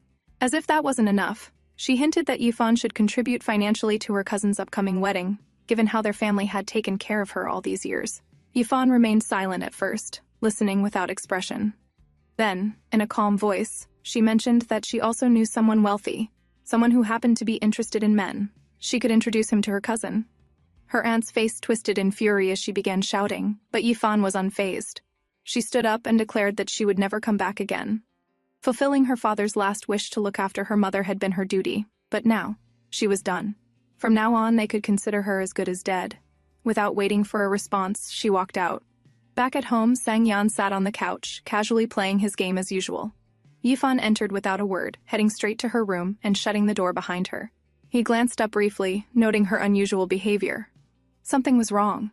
After a moment, he picked up his phone and sent her a message. Hours passed. It was now past 2:30 a.m., and he still hadn't received a reply. He got up, walked to the bathroom, and placed his phone on high volume before stepping into the shower. Every so often, he peeked at the screen, but there was still no response. Finishing his shower, he checked again, wondering if she had simply fallen asleep. Just as he stepped out, he froze. Yifan was standing there.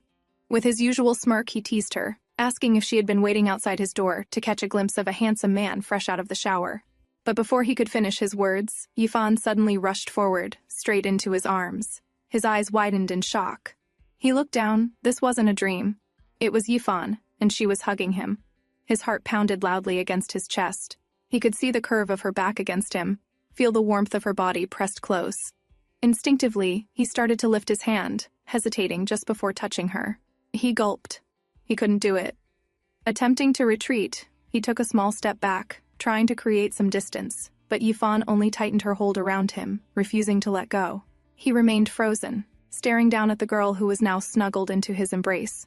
His mind raced, struggling to process what was happening. Finally, breaking the silence, he spoke, his voice lower than usual. "What are you doing? Can you explain yourself at least? How long do you plan to keep hugging me?" After a moment, she slowly released him, straightening herself. She mumbled something incoherent under her breath, barely loud enough to hear. He tilted his head, trying to catch her words, but before he could ask, she turned away abruptly and walked straight to her room. He called out her name, confused, but she ignored him, shutting the door behind her. Sang-yan remained standing in place, staring blankly at the closed door. His expression shifted from bewilderment to something unreadable. A faint blush crept onto his face as he let out a deep sigh, rubbing the back of his neck in frustration. The next morning, Yifan woke up feeling refreshed. Meanwhile, Sang-yan sat at the breakfast table, exhausted, having barely slept. His gaze was fixed intently on her door. Checking her phone, Yifan finally noticed his message from the night before. Confused, she asked what he had meant. Sang-yan, still at a loss for words, simply sent a question mark in response. On the other end, Yifan, clueless about the situation, replied with 3 question marks of her own. Frustrated but still unsure how to bring it up, he finally sent a thumbs-up emoji, ending the conversation. As he set his phone down, his expression was a mix of frustration and disbelief. The ever-cool and indifferent Sang-yan was now blushing, unable to shake off the memory of last night. After some time, Yifan emerged from her room for breakfast. Noticing Sang-yan still standing there, she casually asked about his earlier message. He stared at her for a moment, his expression unreadable, before suddenly bursting into laughter. Amusement flickering in his eyes. "Are you really going to pretend like nothing happened?" Yifan blinked, momentarily puzzled. She assumed he was upset because she hadn't greeted him the night before. With a slight frown, she sincerely apologized, promising to be more mindful of it in the future. Sang-yan's laughter faded, his expression turning serious. He met her gaze and spoke firmly. "This isn't something small to me. If something like that happens again in the future, I expect an explanation." Yifan stared at him, confusion evident on her face. Why was he making such a big deal out of her not saying hello? For Yifan, it had felt like a dream, one where she wandered alone in a dark forest, unable to find her way out. Just as fear threatened to consume her, a brilliant light appeared before her, warm and radiant like the sun. Instinctively, she reached out, embracing it tightly, basking in its comforting warm glow. Later that evening, as Yifan returned home, she found Sang-yan in the elevator, engaged in a casual conversation with someone. As they entered the apartment, he continued speaking to his friend about a girl who had hugged his friend unexpectedly, only to act as if nothing had happened afterward. Curious, he turned to Yifan, seeking a woman's perspective on the matter. Yifan responded indifferently, stating that it depended on their relationship. Amused, Sangyan pressed on, elaborating that the girl was head over heels for his friend. Yifan chuckled, remarking that if she truly had feelings for him, it was natural for her to act that way. A smug smile curled on Sangyan's lips as he entertained the thought, relishing the possibility. But before he could fully indulge in his fantasy, Yifan added that his friend might also be overthinking the situation. Her words instantly shattered his illusion, erasing the grin from his face. That night, as Yifan retired to her room, Sangyan lounged on the sofa, aimlessly flipping through television channels, frustration evident in his restless demeanor. Perhaps he truly was overanalyzing the situation. Maybe it meant nothing at all. The following morning, Yifan visited the police station for work. As she and her colleague discussed potential roommate replacements, she noticed a young man being interviewed. He looked oddly familiar. Sensing her gaze, he turned to her, asking if something was on his face. Flustered, she admitted he seemed familiar. Without hesitation, he took a piece of paper, scribbled something, and handed it to her. It was his signature. Confused, but assuming he must be a celebrity, she awkwardly thanked him. Later that day, Sangyan messaged Yifan, instructing her to meet him at a shopping center. While waiting outside, she scrolled through her phone, searching for information on the mysterious man she had met earlier. She was so engrossed in her search that she didn't notice Sangyan approaching from behind. He leaned in, whispering in her ear if that was her type. Startled, she turned to see him looking at her phone. She pulled away and asked if he hadn't finished shopping yet, but he entered the market and asked her to help. As they entered the store, Sangyan took charge of the shopping, effortlessly filling their basket, while Yifan meticulously compared prices. Amused by her frugality, he teased her, likening her intense focus to exam preparation. With a smirk, he plucked an item from her hands and dropped it into the cart, dismissing her overthinking. At the checkout counter, Yifan casually inquired about his plans to move out, as it had already been 2 months since they began living together. Sangyan, ever smug, asked if she was eager to get rid of him. She clarified that she simply needed to prepare in case he left so she wouldn't have to cover the full rent alone. As they exited the store, Sangyan carried the heavier bags while Yifan insisted on helping. He handed her an umbrella instead, instructing her to ensure he didn't get wet. As they walked, he noticed raindrops landing on her hair and subtly urged her to tilt the umbrella more toward herself, making an excuse about his view being obstructed. Though confused, Yifan complied with his request. That evening, at Yifan's suggestion, they watched a horror movie. While she thoroughly enjoyed it, Sangyan was scared, struggling to watch it. As she prepared to head to bed, he taunted her, questioning whether she was afraid to sleep alone after watching the film. She dismissed his teasing, but before she could leave, he called out again, asking her to sit beside him, insisting that if she was scared too, he was there. She knew she wasn't scared, but the way he said it made her wonder, was it possible that he was? Her mind drifted back to high school when they had watched a horror movie in class. Back then, Sangyan had simply slept through the entire film. Lost in thought, she suddenly realized how close he had leaned in. As she turned her head, their faces were mere inches apart. Before she could react, he nonchalantly reached for his drink, breaking the tension. Her phone rang, breaking the moment entirely. Seeing her aunt's name on the screen, she immediately declined the call, blocking the number before wishing Sangyan a good night. Meanwhile, Sangyan received a message from Suhawan, asking if he planned to move in now that his apartment renovations were complete. Staring at Yifan's closed door, Sangyan hesitated. He wasn't ready to leave yet. He needed more time. At 3 a.m., Yifan's door creaked open. She walked out, heading toward the living room. Sangyan, still awake, watched her curiously. When she remained silent, he called out to her, but there was no response. A chill ran down his spine as she continued walking, completely ignoring him.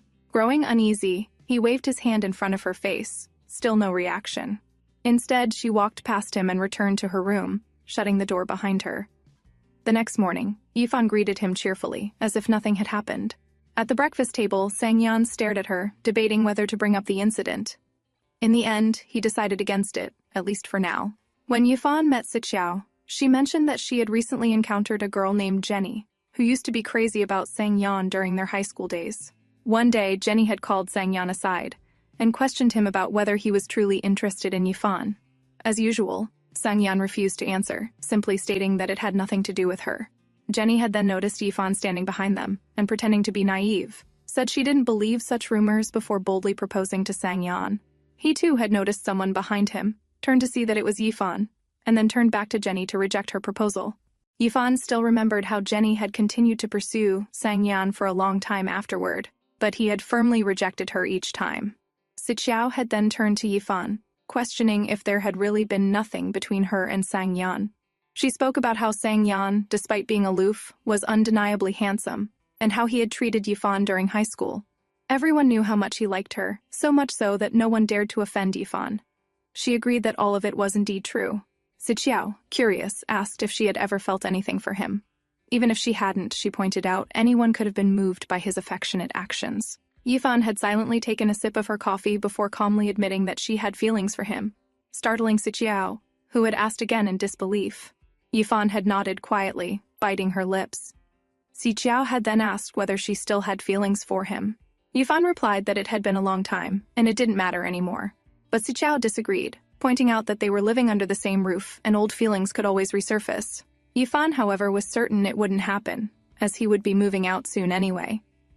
Siqiao had then raised a more serious question, why they hadn't gotten together back then, despite having mutual feelings. Yifan explained that people always told her she was a distant girl, someone who didn't keep in touch often. She had also heard others say that she lacked empathy and warmth. When Siqiao pressed her about why she believed what others said, Yifan said she wasn't simply believing others, it was how she truly felt when she was with Sangyan. He was someone who deserved more than she could give. A bright boy who deserved someone capable of pouring their whole heart into him. And in her eyes, she was not that girl. Siqiao assured her that she was beautiful and considerate, questioning why she would put herself down like that. Yifan recalled an incident from the time she had stayed at her aunt's place. Her aunt had made a good soup for her son. When her cousin declined to drink it and asked her aunt to give it to Yifan instead, her aunt had said that something this good was not meant for Yifan. At the time, she hadn't thought much of it. But when she saw how good Sangyan was, she began to believe that she didn't deserve his love. Siqiao asked about how Sangyan felt now, but Yifan was certain that he no longer had any feelings for her, because she had hurt him even though he had always treated her so well. She remembered the day their parents were called. It was her aunt and uncle who had shown up. Sangyan had seen them, but he hadn't been able to do anything besides watch her from a distance. When they reached home, her aunt and uncle had scolded her harshly. She had apologized, but they didn't believe her and said they had no obligation to take care of her. Tears had streamed down her face as she called her mother, pleading for her to take her back home. She begged to be allowed to live with her younger sister, but her mother only scolded her and ended the call. She had stared at the screen with tears falling down her cheeks. All she had wanted was a home, but there had been no one to take her home. Then her phone rang again. This time it was Sangyan. He asked with concern if she had been scolded and apologized, saying he never expected a mere rumor to cause her so much trouble. But with a trembling voice, she had only said harsh words, asking him to stop bothering her anymore. After that day, they had never spoken again at school. When Yifan transferred to Bayu, Sangyan had regularly sent his scores to her. Later, he started visiting her from time to time, but they never talked about that call. They simply stopped discussing anything personal and would only eat noodles together in silence. Siqiao had tried to assure her that it wasn't a big issue and that she could talk to him, but for Yifan, it had already been too long. Still, Siqiao insisted. It's never too late to apologize. When Yifan returned home, she glanced at Sangyan, unsure how to bring up the topic weighing on her mind. Instead, she chose to ease into the conversation with a random subject, casually asking about his work apart from owning the bar. Sangyan, engrossed in his game, responded without much thought, questioning why she was suddenly interested. Yifan explained that she hadn't seen him going to work regularly. Confidently, Sangyan assured her that plenty of companies were eager to hire him. He was simply letting them fight it out while he took his time to decide. Shifting the topic, Yifan asked about the status of his house renovation. Sangyan informed her that it was still ongoing and had been delayed due to the festive season. Moreover, he added that the place still smelled unpleasant, so he wouldn't be moving out anytime soon. Suddenly, Yifan pointed toward the television, asking what the man on screen was doing. Sangyan glanced at the TV, watched for a moment, and then turned to her, remarking that the man seemed to be sleepwalking, probably why he wouldn't remember anything later. He made the comment while observing her reaction. Yifan nodded in agreement, her eyes still fixed on the screen. Curious, Sangyan asked how she knew about sleepwalking. Yifan replied truthfully that she used to sleepwalk in the past, though it hadn't happened in a long time. Raising a brow, Sangyan questioned how she was so sure. Yifan turned to him, surprised, and asked if he had seen her do it. He nodded with certainty. Alarmed, she immediately asked what she had done during those episodes and whether he had been scared. But Sangyan replied with calm assurance that she had simply walked out, sat for a while, and then gone back to her room. And as for fear, he wasn't someone to be easily frightened. Letting out a sigh, Yifan asked him to just ignore her if it happened again. But Sangyan revealed that it had already happened twice. Yifan's eyes widened, and she asked what she had done the second time. He paused for a moment, his expression turning thoughtful as if trying to remember. He said she had first run toward him and hugged him tightly. Yifan's breath caught, waiting for him to continue. Then, with a slight smirk, he added that she had kissed him. Her face turned red instantly. He looked at her with amusement, trying not to laugh, then leaned in slightly, teasingly pointing out that she was blushing. Embarrassed, Yifan averted her gaze, mumbling something about having spicy food earlier. After a moment's silence, she asked whether he was exaggerating. Sangyan looked at her with mock offense, questioning how she could accuse him of lying when he was the one being taken advantage of. Curious, Yifan asked why he hadn't told her earlier. Sangyan said he had tried but couldn't bring himself to, and perhaps her actions were a reflection of what she truly wanted deep down. In a sly tone, Yifan asked where exactly she had kissed him. The question seemed to take him by surprise. He hesitated, then slowly raised his hand and pointed to the corner of his lips. But Yifan, thinking rationally, raised suspicion, given their height difference. How could she have reached there? Sangyan sighed, saying it was fine if she didn't want to accept the truth. Determined, Yifan stood up and told him to help her recreate the scene. He smirked at her boldness, teasing that she just wanted another opportunity to take advantage of him. She refuted firmly, claiming it was just for verification. With no choice left, Sangyan stood up and faced her. As they stood facing each other, Yifan noticed the considerable difference in their height. She pointed it out, questioning how she could have kissed him there without tiptoeing. Both of them looked down, then up again, only to realize how close their faces had become, barely an inch apart. Their eyes met, lingering a second too long, drifting unconsciously from each other's gaze to lips. The proximity made the air thick with tension, their heartbeats quickening under the weight of the moment.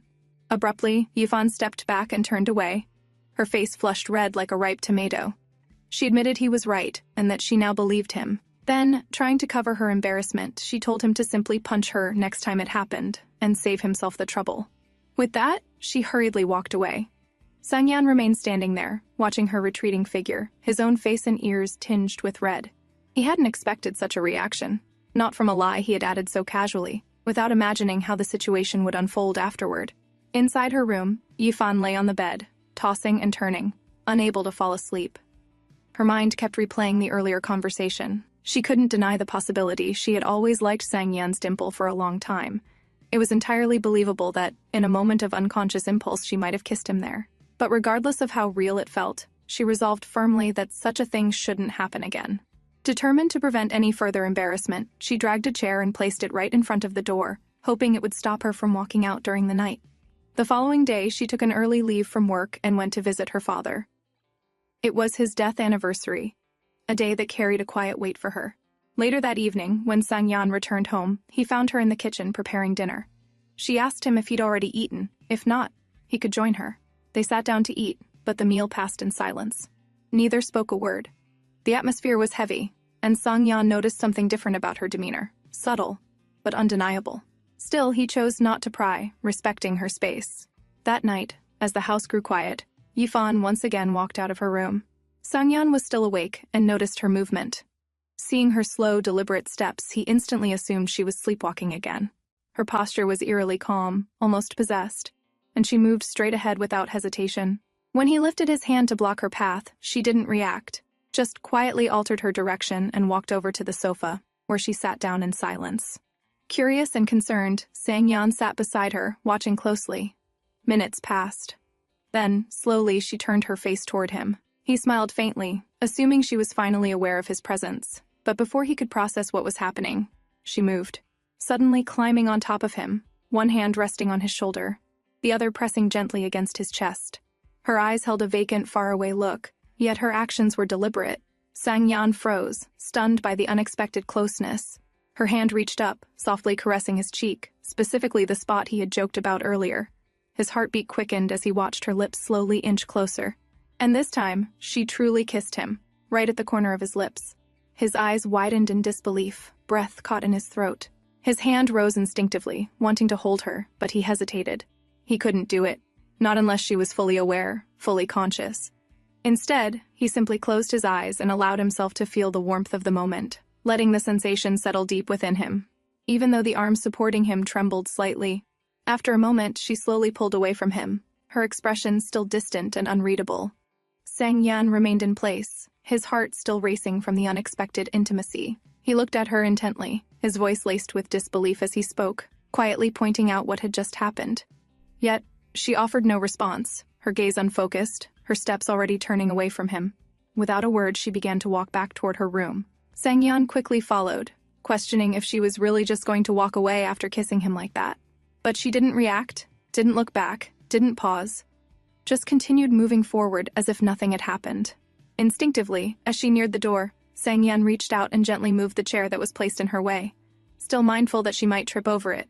She entered her room and quietly sat down on the edge of the bed, still silent, her posture still. Sang Yan stood at the doorway, speaking more to himself than to her now, leaving behind words she wouldn't hear tonight. He reminded her, half in jest, half in truth, that he was never someone who gave anything away for free. So if she had kissed him, then Wen Yifan would have to remember she owed him now. And when she woke up, she'd have to make it up to him. With that, he turned and walked away. Next day, an alarm went off to remind Wen Yifan that it was time to wake up. The alarm was turned off, and the beautiful lady rose from the bed, but noticed that it was odd that the chair in her bedroom wasn't where she remembered leaving it the night before. Getting up from bed, she spotted Sang Yan in the kitchen, and she asked the man if she had walked around in her sleep the other night. Apparently, she had, but she'd also already told him to ignore her if he ever saw her in that state. Sang Yan turned to look at her, asking if she was trying to set boundaries. But Wen Yifan insisted that it was just a reminder. Anyway, Sang Yan was done cooking noodles, and he wanted to share some, so she happily joined in. As they were eating, she asked again if she had done anything inappropriate the other night. However, the man said that she'd not made a repeat of anything she'd done before. When she was about to sigh in relief, he smirked and said that she had done something worse instead, which obviously horrified her. Then, he smiled, scolding her and telling her to get her mind out of any inappropriate thoughts she was having. Wen Yifan so desperately wanted to know what she had done. She had to press Sang Yan a lot to tell her, and he stared at her, or rather at her red lips for a long time. But in the end, he could not bring himself to say it, avoiding her gaze. He made an excuse because he had been feeling rather good lately, so he did not really want to talk about this kind of thing with her after all. However, he would let her make it up to him little by little over time. She insisted on just making it up to him all at once, but apparently, now was not the time according to Sang Yan. Now Wen Yifan was worried as she tried to imagine what could have been worse than kissing him, which she had already done the last time. She asked bluntly if he wanted money. He froze, clearly stunned by her words. His mind flashed back to what the waiter had said earlier, that the money she'd given was a hookup fee for him. A blush crept across his face. Was she seriously mistaking him for some kind of hookup guy? Wen Yifan, realizing too late how her words could be misunderstood, fell silent. The air between them grew heavy with awkward tension, as neither of them knew what to say next. Later, in the office, two people waved and greeted hello to the beautiful Yifan. She was introduced to the interns, Li Feng and Cheng Mu. Cheng seemed familiar, so she asked if they had met before. Apparently, the boy had been in a movie once before. The new intern had not expected his senior to be a fan, and he blushed shyly. Well, with introductions over, it was time for the interns to move along. Later, Yifan got a message from Sang Yan, a payment of the rent since they'd be living together. He had paid a little more than he should. She insisted on sending back the extra amount, but he would not let her transfer the extra amount, making her owe him. Then she wondered just how long he planned on staying, and Sang Yan revealed that he would stay until she paid back what she owed. After all, in the middle of the night, letting her inner desires get the best of her, she had tried to take advantage of him. While trying to deal with that scandalous message, the intern, Cheng, suddenly approached and asked if they could be friends on WeChat. Seeing another intern asking for the same, Yifan agreed. There would also be a party tonight to welcome the newcomers, and the boy, Cheng, could not stop looking at Yifan, and as if seeing his first crush, he blushed. Work ended, and one of the girls was gushing over how adorable Cheng was. He was so cute for an intern, and he always seemed to be looking in their direction. The other girl couldn't believe that Yifan wasn't interested in the cute intern, so she asked curiously, "Then what's your type?" Yifan paused, unsure how to answer, until Sang Yan's face suddenly flashed through her mind. Those striking blue eyes, the way he looked at her. Her cheeks warmed, and her ears turned red just thinking about him.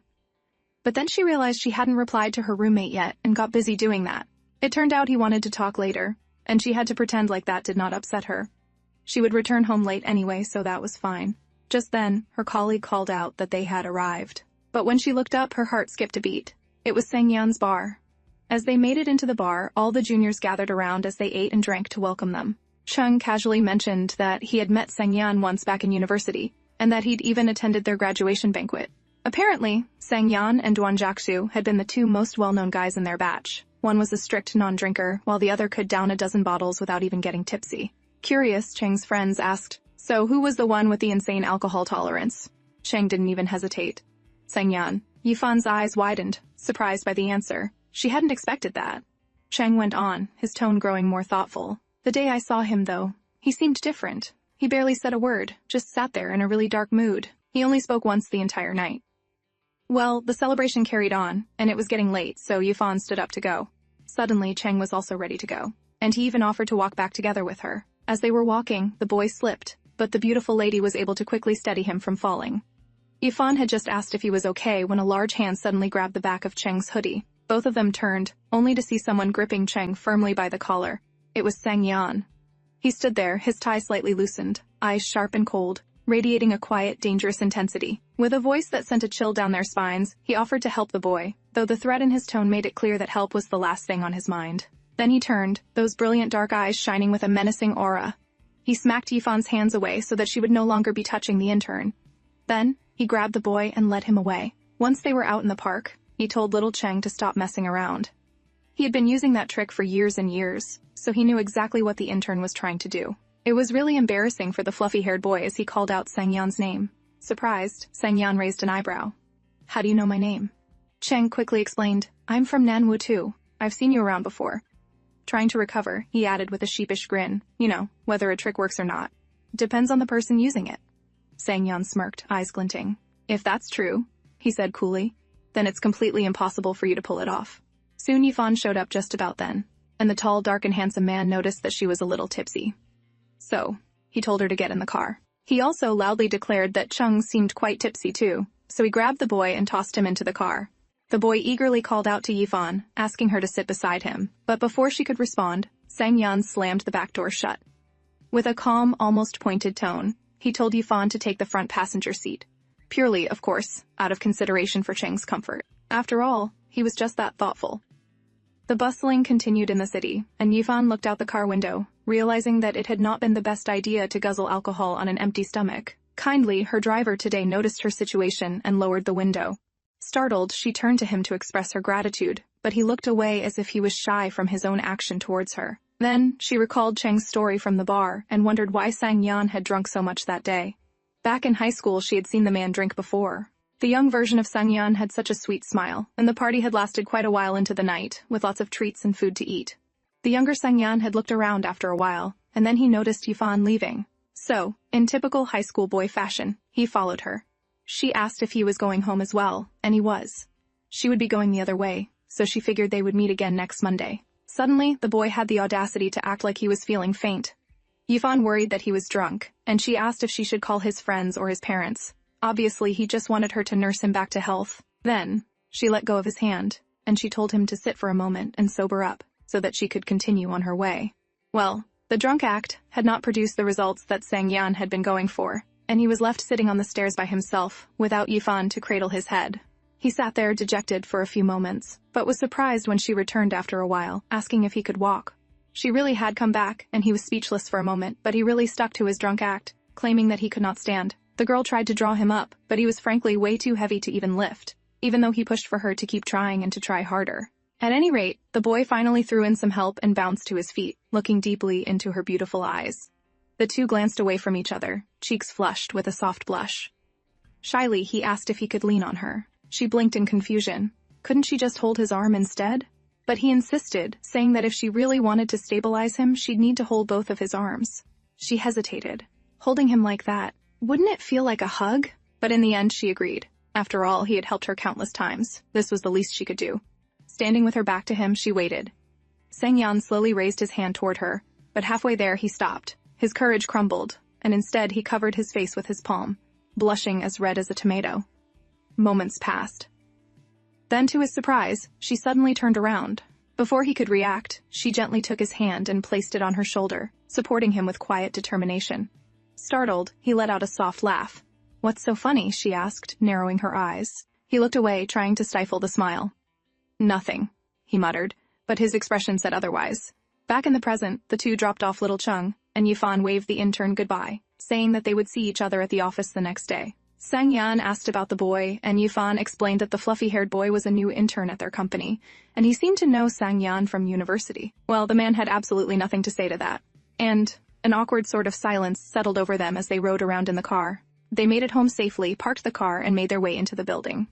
As they took an elevator, Yifan was starting to feel some intense kickback from indulging herself in drinks that night, and she was also feeling a lot of regret. Sang Yan was just turning back to tell her something when the lady just toppled and fell right on him, catching his loosened tie for support. His strong and manly arms caught her before she could hurt herself. They both were startled but strangely at peace in each other's embrace. The elevator slowly began to close, and the two stayed cuddled together inside of the tiny space. Sang Yan leaned in, his voice low and husky. "And what's the reason for holding me so close this time?" Yifan slowly lifted her gaze to meet his and muttered an apology. "I lost my balance." He straightened up, brow raised. "Really? You seemed perfectly fine just a moment ago." Then, as if a thought suddenly struck him, he tilted his head slightly and leaned in again. "Wait, don't tell me. You're trying to woo me?" Yifan blinked, confused by his unexpected accusation, but before she could respond, Sang Yan moved even closer, a mischievous glint in his eyes. "If you are," he whispered, "just be honest about it. If you're trying to seduce me, I'd appreciate a proper effort. Who knows? Maybe I'll even let you win my heart." His words brushed against her ear, sending a shiver down her spine, slightly from desire, and slightly at disbelief at his shamelessness. Yifan's face flushed, but she quickly composed herself. "I'm not trying anything for now, and when I do, I'll let you know." With that, she spun on her heel and hurried out of the elevator, leaving him standing there confused. Later in the kitchen, Sang Yan made her sit still for a moment so that she could regain her bearings while he prepared a hangover drink for her. The alcohol that she had taken was so strong that her poor stomach now felt very queasy. There was silence for a moment, but Sang Yan caught her trying to grab a glass with her shaky, unstable fingers. Anyway, he fetched her a glass of something warm to drink, and Yifan finally asked why her temporary roommate was dressed in a suit. She asked if he had found a job now that required a suit, and he sighed at her many questions. The handsome man was not interested in chatting with a drunkard right now. Yifan was quite offended since she had only had one glass, and told him that the real drunkard was the one who had dozens of glasses at their graduation ceremony. Sang Yan paused in his tracks and asked how she knew about that, and she revealed that Cheng had told her about it. Curious, she finally asked what had been on her mind. Why had he drunk so much that night? The question seemed to catch him off guard. For a moment, the tall man went quiet. Then, in a low voice, he replied, "It was a long time ago. I don't really remember anymore." Later that night, Sang Yan made a birthday call to a friend of his. Meanwhile, Yifan ate some porridge in the kitchen. The conversation on the phone went back and forth with someone as Sang Yan stated that he was younger than his friend. After the call, Yifan pointed out that he had been just 2 days younger than the person he was talking to, and he smirked, realizing about her remembering his details quite clearly. Later, trying to get some sleep, Yifan wonders why the alcohol was taking some time to get out of her system, and she continued to dream, wishing that her handsome roommate would stay a little longer. In the university, the girls chatted and giggled about a very handsome guy whom they had seen after collecting their certificates. This was back when Yifan was just graduating, and she hurried to take a picture with her friends. Suddenly, she heard someone calling out to her, and she had turned, spoiling the picture as the voice seemed familiar. But the boy quickly walked away without saying anything further. She looked carefully at the man who had looked so much like Sang Yan. In her memories, she chased after the tall and handsome figure, and her eyes snapped open as she woke up from the dream. It had been ages ago then why she dreamed of that day today. Unable to sleep, she sat up and went on to find some water to drink. But when she opened her door and was surprised to find her roommate skulking around the halls at night, the man stared at her and wondered if she was sleepwalking again, and asked, half teasing, "What's the reason this time?" When she didn't answer, he smirked and added, "What, not going to take advantage of me like last time?" Her eyes locked onto his face, and in that moment, she was struck by how much he resembled the boy from her memories, the one who had once called her name so gently, so earnestly. Sang Yan looked almost exactly like him. Well, he figured she must be sleepwalking again, right?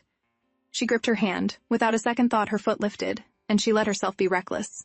Just this once, she threw herself into his arms, wrapping him in a tight hug. The sudden gesture stunned him. This greatly surprised the dark-haired man, who stood there silent for a moment.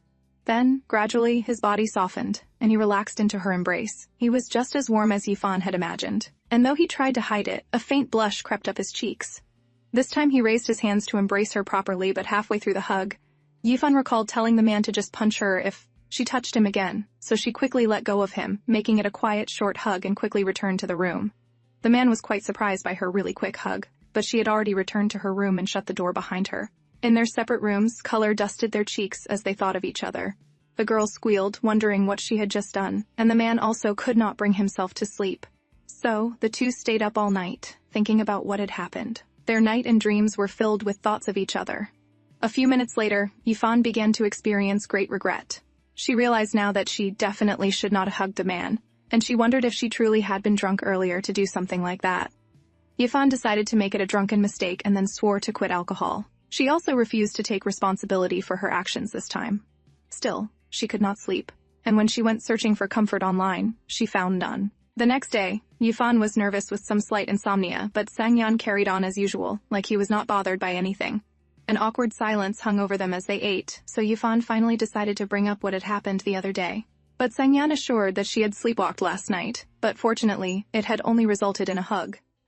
This time she had exercised some restraint and did not exceed some limits, so he would let her off easy. She tried to apologize, but Sangyan was not having it. Her sleepwalking was indeed very unusual, and he asked Yifan if she had the habit of taking advantage of others, or if he was the only target. The man was now starting to have doubts about her sleepwalking. It did not help that the brunette had gone really quiet, so he mocked her, asking where all her excuses had gone now, or is it a new method of pursuing nowadays? Yifan finally worked up the courage to explain, but Sangyan did not need to hear it anymore. He was in a good mood today, so he offered to drive her to the office that day. As he was driving, he teased her that did she used all her energy taking his clothes off the other night. Yifan suddenly shouted at the accusation that it was not true. Sangyan, as if caught her, red-handed, looked sharply at her, making her silent, all of a sudden realizing her mistake. If she truly had sleepwalked, then she should not remember what she had done and what she had failed to do. Sangyan confidently asked how she was sure about that. She smartly reminded him that he had said that himself in the morning, that she had only hugged him last night. The man hummed, teasing that he must have remembered wrongly. Anyway, they eventually got to their destination, and Sangyan noticed Cheng lurking around the corner. So, he leaned a little closer to her in the car and told her to stay still. The little Cheng, of course, saw the couple in the car, and how Sangyan used the opportunity to get really close, like they were dating.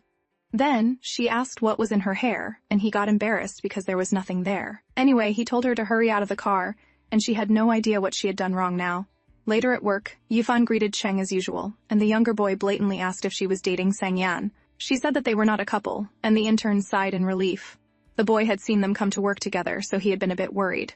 Later, Yifan's horrid friend apologized for giving her such a strong drink and worried if she was having a headache, but she explained that she had just gone home and fallen asleep. Then, the colleague reminded Yifan of the potential roommate that she had mentioned, and they had found a male university student. The woman had been complaining about the student's poor hygiene for ages, but now she was suddenly saying that she liked him the other day. Now she was only singing his praises. It seemed that sharing a home with the opposite sex would always lead to romance after all. Now this information got Yifan thinking, and then she said that it was not always the case. The colleague did not believe her friend and joked that Sangyan was definitely into her, but Yifan denied all allegations. In fact, she had started to feel like she was the one with ill intentions. The way that she had suddenly hugged him out of nowhere. She did not have the right to go after him when, in the past, she had been the one to push him away. She sighed with her head lowered, deciding that her friend was right. It must be because she had been meeting too frequently. Time bred strange and unwanted thoughts. It would be safer for her to just keep her distance from the handsome man. Work went on, and she ended up working rather late that day. Just then, she received a really long and thoughtful message from her mother, but reading it made her go quiet. Her mother told her not to skip meals and to take good care of herself. But it suffocates her now.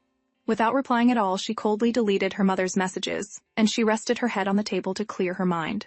That evening, she returned home quite late and found Sangyan sitting and working, who scolded her for not informing him ahead of time that she would be coming home late. She apologized, of course, and the man asked why her attitude was now a little aloof. Was she trying to ignore or neglect him? She said that she was just tired and sleepy, that was all. The intelligent man immediately detected the subtle change in her usual mood, and he gently told her to get some rest. Silently, he watched as she retired to bed, and then he got up to freshen up and got busy about going to bed, just to find Yifan in her nightdress sitting in a hall. He fell silent and then sat on the chair as he stared at the silent lady, and then asked what was going on with her and why she was suddenly staring into space. Suddenly she got up and kept drifting through the house, but this time her route changed to Sangyan's room. He followed her and blocked her way with his firm body, asking what was going on with her. He helped guide her to her room so that she would not walk into a wall, and she moved carefully in the right direction. Now, he thought back to her behavior that night. She was fine, but he wondered what had changed her path this time and if she had avoided entering his room because the door was closed. Well, her sleepwalking behavior seemed rather random, and he wondered if she often stumbled around in any open space. He sat up, realizing that he could not sleep from all of this worrying. He stood and set about locking important doors. With everything safe and sound, the morning came, and Yifan woke up feeling just a little groggy. She quickly got washed and dressed, and then she popped out of the bedroom and got busy eating her breakfast. Sangyan was not looking for her anyway, so she guessed that, fortunately, nothing had happened last night. She was about to be very surprised by that theory. Well, she was sure that she would not bump into him every time that she slept-walked. Then she got a message from Sixiao about Sangyan working in Su Haowan's office. She unconsciously looked out for details, where Sangyan was working, then suddenly got startled as she realized that she was looking up Sangyan's company as if she was his girlfriend. Later, in mid-July, Sangyan informed Yifan that his sister would be coming over for dinner that night. The man asked if that was fine with her. She replied fast, saying that the sister could come over anytime she wanted to. Later that night, Yifan came home to see Sangyan cooking as usual, and there was a lady seated in their living room.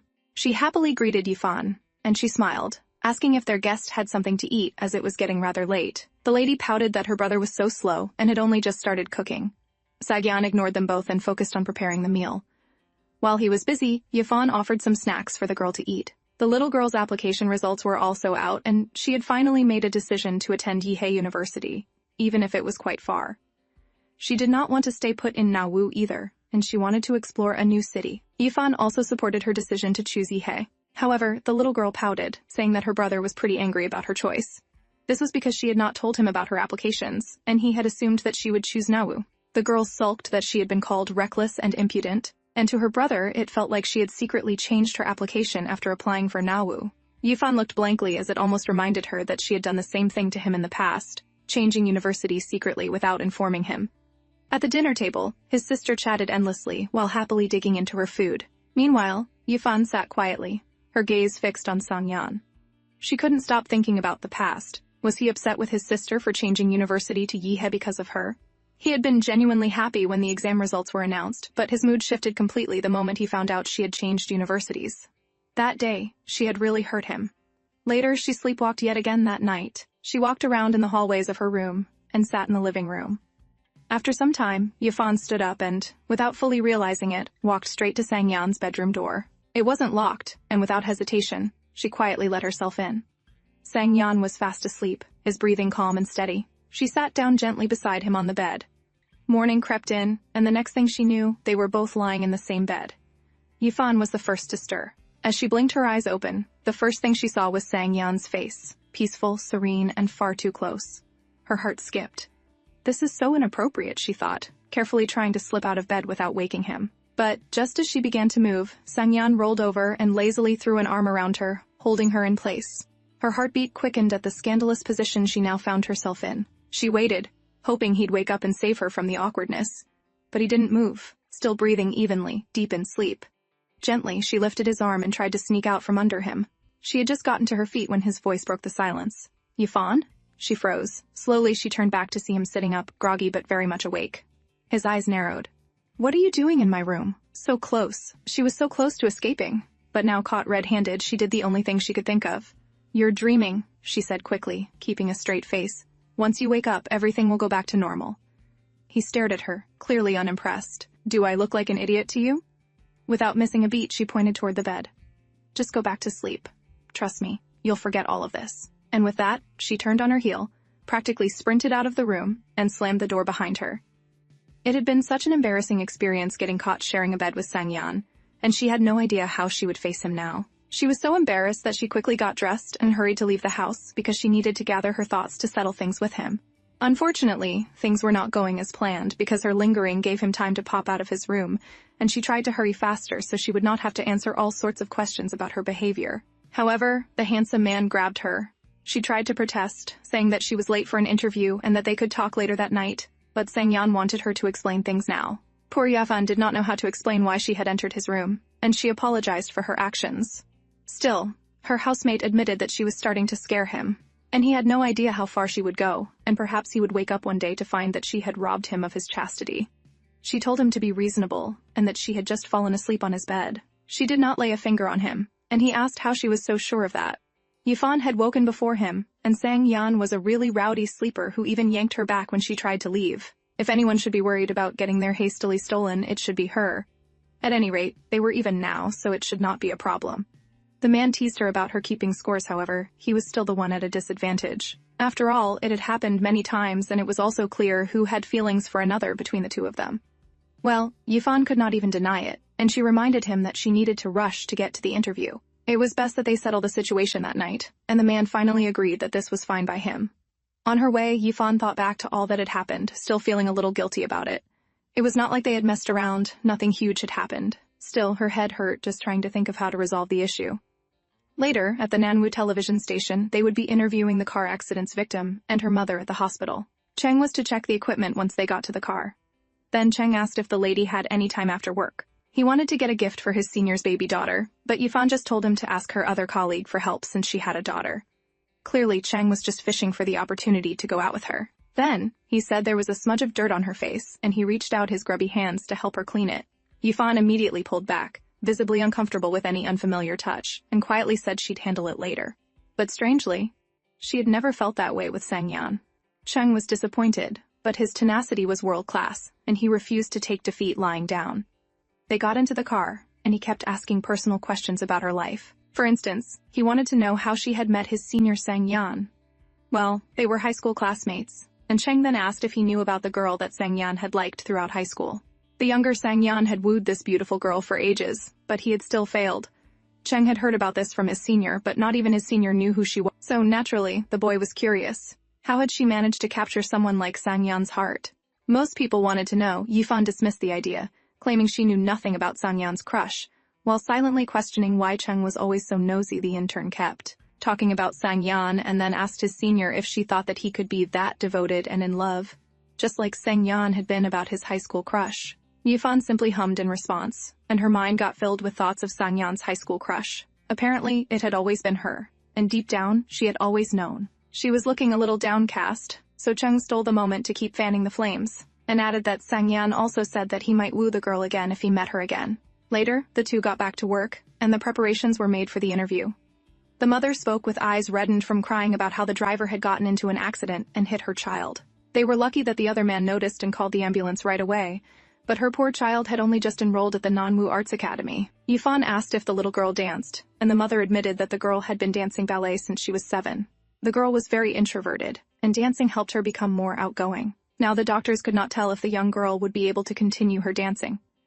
They were now considering transferring the girl to a regular middle school. It was indeed a huge and crushing moment, and now Yifan looked at the poor girl in the hospital.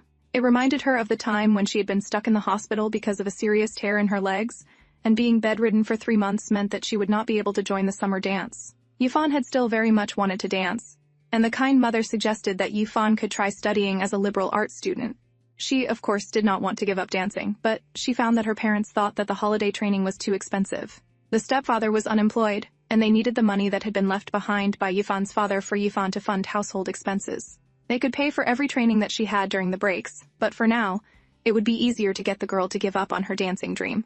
So, the next semester, the poor Yifan had to return to liberal arts, and the other students had muttered that this was difficult since they were so close to the entrance examinations. They all loudly gossiped about how she was done with dancing, while Sang Yan quietly watched from the back.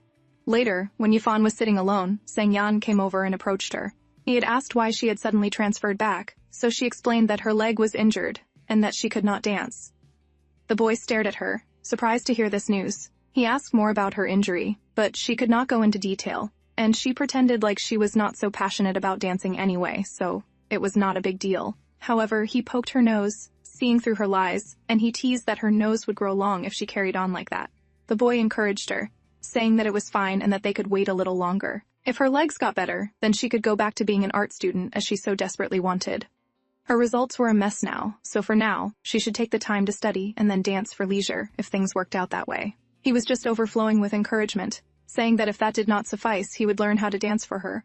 However, back in the present, the mother stayed faithful by her daughter's side, saying that the choice of transfer would always be her daughter's choice, and the parents would support her all the way. Yifan was surprised to hear but also happy, and reassured the mother that the girl would surely get better. Later that evening, Sheng invited Yifan to dinner with him, but Yifan wasn't feeling it. Plus she had so much work to do, so she had to pass. Yifan went right back to work, thinking of how, every time she started to relax, an incident of this morning would come to her mind.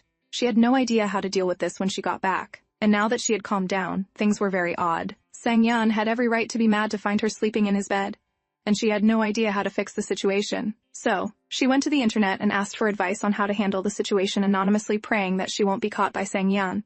Suddenly a message popped up sent by Sang-yeon asking when she would come home. Well, she made an excuse of having a lot of work, and said that she might not come back. It was best for him to just lock the door. Sang-yeon stared at the phone in amusement, then he reminded Yifan that a person should always take responsibility for their own actions. And now Yifan felt like she was being so despicable and shameless. So, she decided to finish her work quickly, and then head back home. When Yifan returned home, she was briefly surprised to find Sang-yeon missing from the living room. But then she heard the sound of running water and realized he was just in the shower. Moments later, he emerged from the bathroom, water droplets clinging to his bare chest. Her eyes widened in shock. His entire upper body was on full display. Quickly, she turned her face away and snapped, "Didn't we agree to wear clothes in shared spaces?" Sang-yeon, entirely unfazed, casually got dressed while throwing a teasing grin her way. "If that's the rule, then aren't you the one making it hard for me to follow?" He plopped down beside her on the couch, noting her clearly flustered expression. "What's with that look?" he said, raising a brow. "We've already kissed and touched each other, haven't we? Does it really matter if I'm dressed or not around you now?" Yifan, eager to change the subject, pointed out. "Anyway, putting a chair in front of your door won't work every time. Just lock your door properly, okay?" But as she spoke, Sang-yeon kept his eyes locked on her face. Then suddenly, he reached out and gently cupped her cheeks. She stiffened instantly, her already pink cheeks turning a deeper shade of red. Flustered, she avoided his gaze. "Why are you blushing?" he asked with a half-smile. "The weather's hot," she muttered under her breath. Sang-yeon leaned in a little closer. "But the air conditioner's on." Finally, she confessed in a flustered voice that she had never seen a man's bare body before, and that's exactly why she needed Sang-yeon to stop walking around half-naked, as they had agreed. But Sang-yeon, clearly in a good mood, wasn't in the mood to follow rules. With a teasing grin, he leaned in slightly and said, "Well then, I'll make an exception today. You're free to take advantage of me, if you can." This shocked Yifan speechless, as she had never met anyone so shameless. Well, she would try her best to ensure that she did not end up in his bed a second time, so he should also work hard to take precautions and keep her out. Before Yifan could suggest a solution to fix everything, Sang-yeon made one request. He wanted her to keep her distance from other men. It was an oddly possessive request, and a little amusing, but he didn't stop there. With his usual shamelessness, he added, "You can ask anything from me. Just don't go around acting all sophisticated in front of other guys." Later that night, Yifan went to bed, thinking about how much she did not mind it when Sang-yeon touched her. The man was unlike other people, and that was not an ordinary request he had made either. He surely had been hinting at something else. Well, she checked her phone and she found many comments under her post. The first comment asked if her male friend had gotten excited at their close encounter in the morning. Her face turned crimson in an instant, and the bashful Yifan quickly rushed off, desperately trying to erase the image from her mind. The next comment then asked if her roommate had a crush on her, or if he had a girlfriend, or if he wanted to take advantage of her. There were so many suggestions, but Yifan did come to realize that the man treated her differently. Even if her actions were involuntary, the man was the type of person to move out if he hated it or found her behavior unacceptable. Perhaps she truly was a thorn in his side, and she started to have a lot of self-doubt. She wondered if the man still had feelings for her or if he thought that she was just a bother now. Back in high school, lots of girls had gossiped about Sang-yeon, calling him too arrogant and eagerly awaiting his downfall. Even back then, Yifan had not thought of him as arrogant, and she thought that it was fine for him to have his heart's desires. Even if he yearned for the stars, she thought that it was fine for Sang-yeon to pluck them from the sky itself, as long as he remained eternally radiant and bursting with life. It was finally the national holidays, and she went to meet Siqiao. She smiled and asked how Yifan and Sang-yeon were doing, and if they truly were not dating at all. Yifan admitted that they were just housemates. Besides, they were both very busy with work, and they hardly met up at the house at all. Well, Siqiao had heard that Sang-yeon's family had been trying to set the man up on blind dates, which was surprising news to Yifan. Siqiao had really hoped that something would really spark between them, but also knowing Sang-yeon's personality, it made sense. Yifan was quiet, probably thinking, was it really Sang-yeon's fault or hers? Siqiao mentioned how she met one guy, and even was thinking of trying to pursue him, but at the same time she was way too lazy to go after him. She explained to Yifan how flirting worked, and this time when Yifan was quite interested in this conversation. Well, Siqiao gave her friend a nice breakdown of how flirting usually worked. She also explained that if Yifan is really interested, she would try to go after him. If she did not try, then she would probably regret it later. It would be a huge loss if someone else captured Sang Yan. This made Yifan reevaluate all the things properly. Later, she returned home to find Sang Yan on a phone call with his mom. Yifan worried that the call was about all the blind dates, and she also can't imagine Sang Yan chatting and having meals with another girl. He noticed that she had returned and asked if she was back from her date with her childhood sweetheart. She had not been out with Shang Lang, though, much to the man's surprise and relief.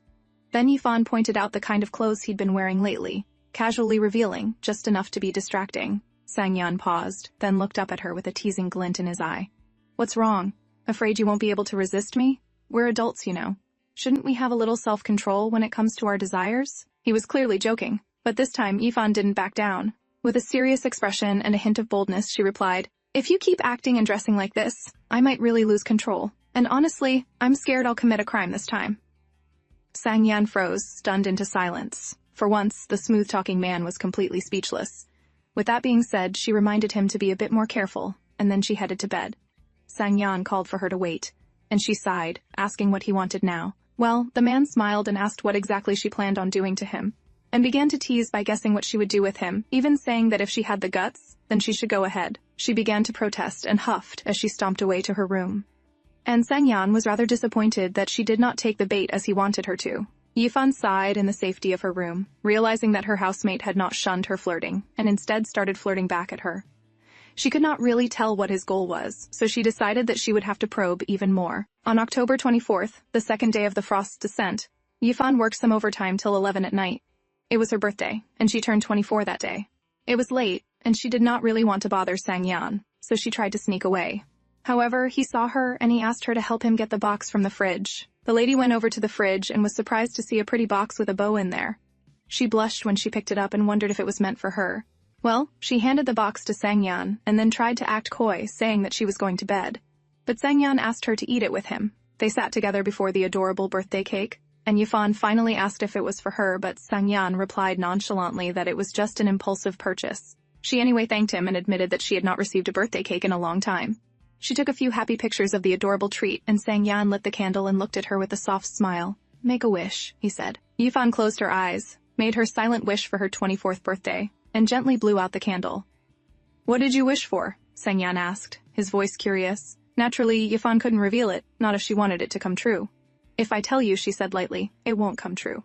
But Sang Yan wasn't one to let things slide. He tilted his head, smirking. "How am I supposed to grant your wish if you don't tell me?"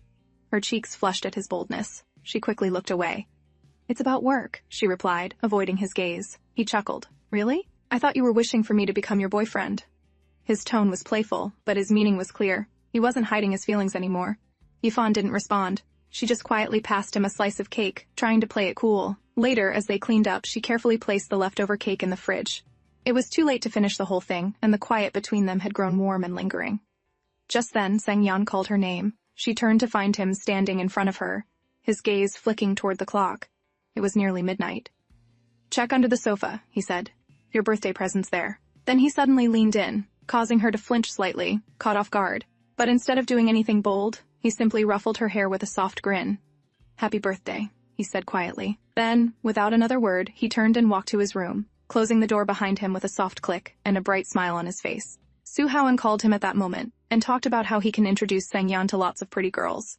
However, Sang Yan did not care about that, and he told him not to involve him in his nonsense. Su Haoan offered his help to Sang Yan with whatever he was up to these days, and with a smug smile, Sang Yan said, "There's a girl chasing after me, you know. I'm kind of busy being pursued. No time for anyone else." Meanwhile, Yifan had just found her present, and it was wrapped in such a pretty blue bag. The cake had already been unexpected, so she had not thought that she would get a gift as well. She carried the parcel to her room with love, and found a beautiful present inside with her nickname, First Frost, engraved on the bottle. She recalled the day back in high school when she'd casually shared her nickname with a few friends. Sang Yan had been sitting at the back of the classroom, quietly overhearing the conversation between the girls. Later that day, to her surprise, he had approached her and greeted her using that very nickname. From then on, he'd often used it, like a little inside joke just between the two of them. But after they met again all these years later, he had never said it again. Not even once. Yifan had genuinely assumed he'd forgotten. Yet now, there it was, engraved delicately on the bottle of the perfume he had gifted her, a name only he used, a memory only they shared.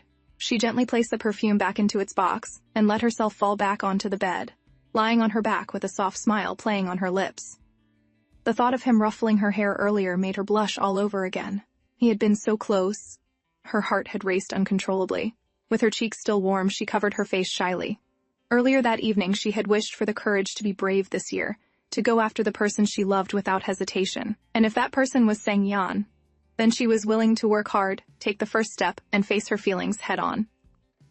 With that thought, she made a quiet but firm resolution. This time, she would pursue Sang-yeon openly, with no more hesitation, no more holding back. Back in high school, he had been the one chasing after her. Now, it was her turn. Firm in her decision, Yifan picked up her phone and typed out a message to Sang-yeon.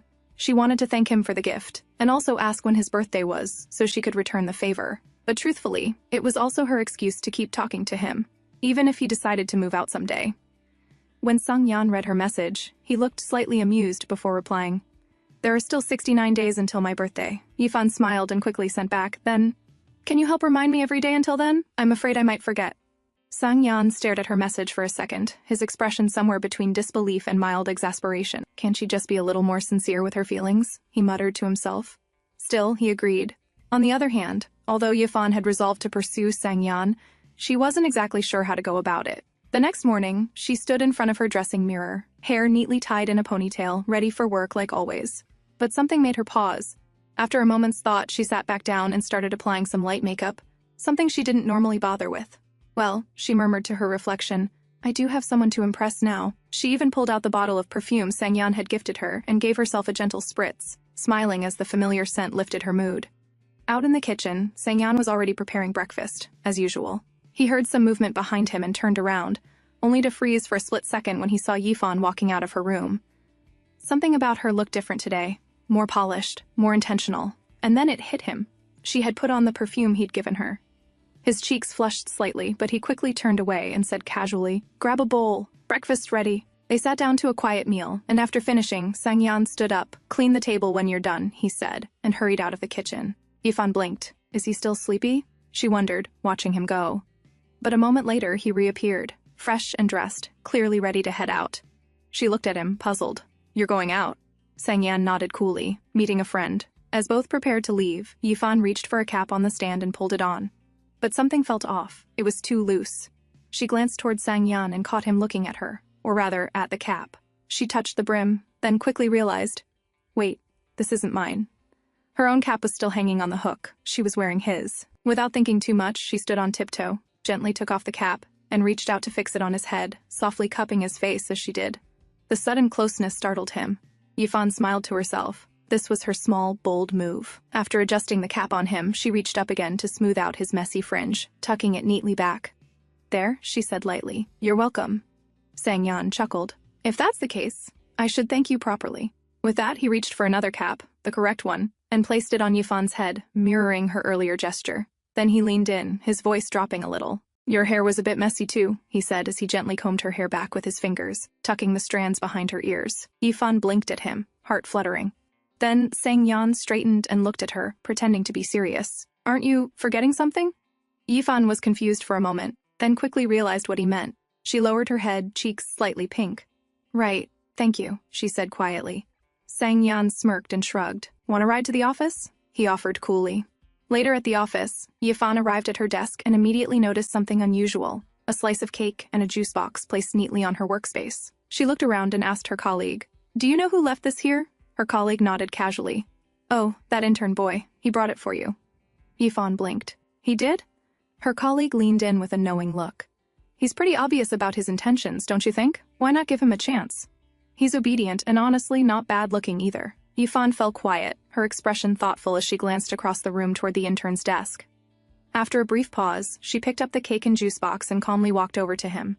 The intern looked up with a bright smile. "Good morning, Yifan." Yifan returned the greeting politely. "Good morning." But then, without much hesitation, she placed the items he had brought back down on his desk. His smile vanished. His eyes widened in disbelief. Yifan's tone remained calm but clear. "I already had breakfast, so I don't need this, and please don't do things like this for me again." She gave him a small nod. "Thank you, though," she added before turning and walking away, leaving behind a very stunned, very heartbroken intern. Back at her desk, her colleague, who had been watching the whole exchange, leaned over. What did you say to him? He looks like he just got dumped. Yifan sighed lightly. I was just drawing a clear line, that's all. Her colleague gave a small sigh of sympathy. Poor guy. Broken-hearted before even getting started. Then, after a moment of studying Yifan's face, she tilted her head. Wait. Something's different about you today. Are you dating someone? Yifan looked startled. What? No, I'm not dating. Yet. But... She blushed a little. I do have someone I like. I'm trying to pursue him. Her colleague chuckled. Girl, men are visual creatures. Just wave at them, they'll come crawling to your feet. Why put in so much effort? But Yifan shook her head with a playful but determined expression. I'm pursuing a handsome man. That got her colleague's attention. How handsome are we talking? Yifan didn't miss a beat. Handsome enough to be a top host at a club. Her colleague's jaw dropped slightly. Damn. Who is this guy? That evening, Yifan sat alone at the dinner table with a cup of instant noodles, scrolling through her phone. There was a message from Sang-yan saying he'd be home late. She took a bite and thought about the morning. He did seem a little... interested, right? She wondered. I mean, the way he acted. But then doubt crept in. What if he's only doing that to get back at me for how I treated him before? She sighed, unsure. As much as she wanted to tell him how she felt, she wasn't ready to confess directly. Not yet. Instead, she ended up making an anonymous post online, asking for advice on how to win over a guy she'd offended in the past. Unable to sleep, her mind drifted again. Is Sang-yan back yet? What's he doing right now? And just then, her phone buzzed. A voice message. It was Sang-yan. 68 days left, he said, casually reminding her of his birthday, just like she had asked. Yifan blinked, a little surprised. He's really reminding me? There was a text from him too. If I don't remind you, I'll be the one losing out. You promised me a few meals, remember? Still haven't seen any of those. Yifan smiled softly and messaged back. This time, I promise for real. You won't lose out. Comforted by the exchange, she drifted off to sleep. The next morning, as wake up and suddenly remembered, she hadn't checked his full reply. She pulled out her phone and played the voice message again. Sang-yan's voice was a little sarcastic, but held something else too. What more could I even lose? Haven't you already done everything to me? Yifan stared at the screen. He's not wrong, she muttered. After all, she had kissed him, hugged him, though she didn't fully remember it. But just because I don't remember doesn't mean it didn't happen, right? Then came the lingering thought, if we ever get back together, would those things still mean something to him? Or would they feel boring now? Later at the office, Yifan's colleague asked with a curious grin. So? Any progress on your pursuit? Yifan gave a sheepish smile. Still working on it. There's not much progress yet. Her colleague's eyes widened. Seriously? It's already been a month. What is this man doing? How has he not noticed all your efforts? Yifan gave a light sigh. Maybe because he doesn't even know I'm trying to woo him.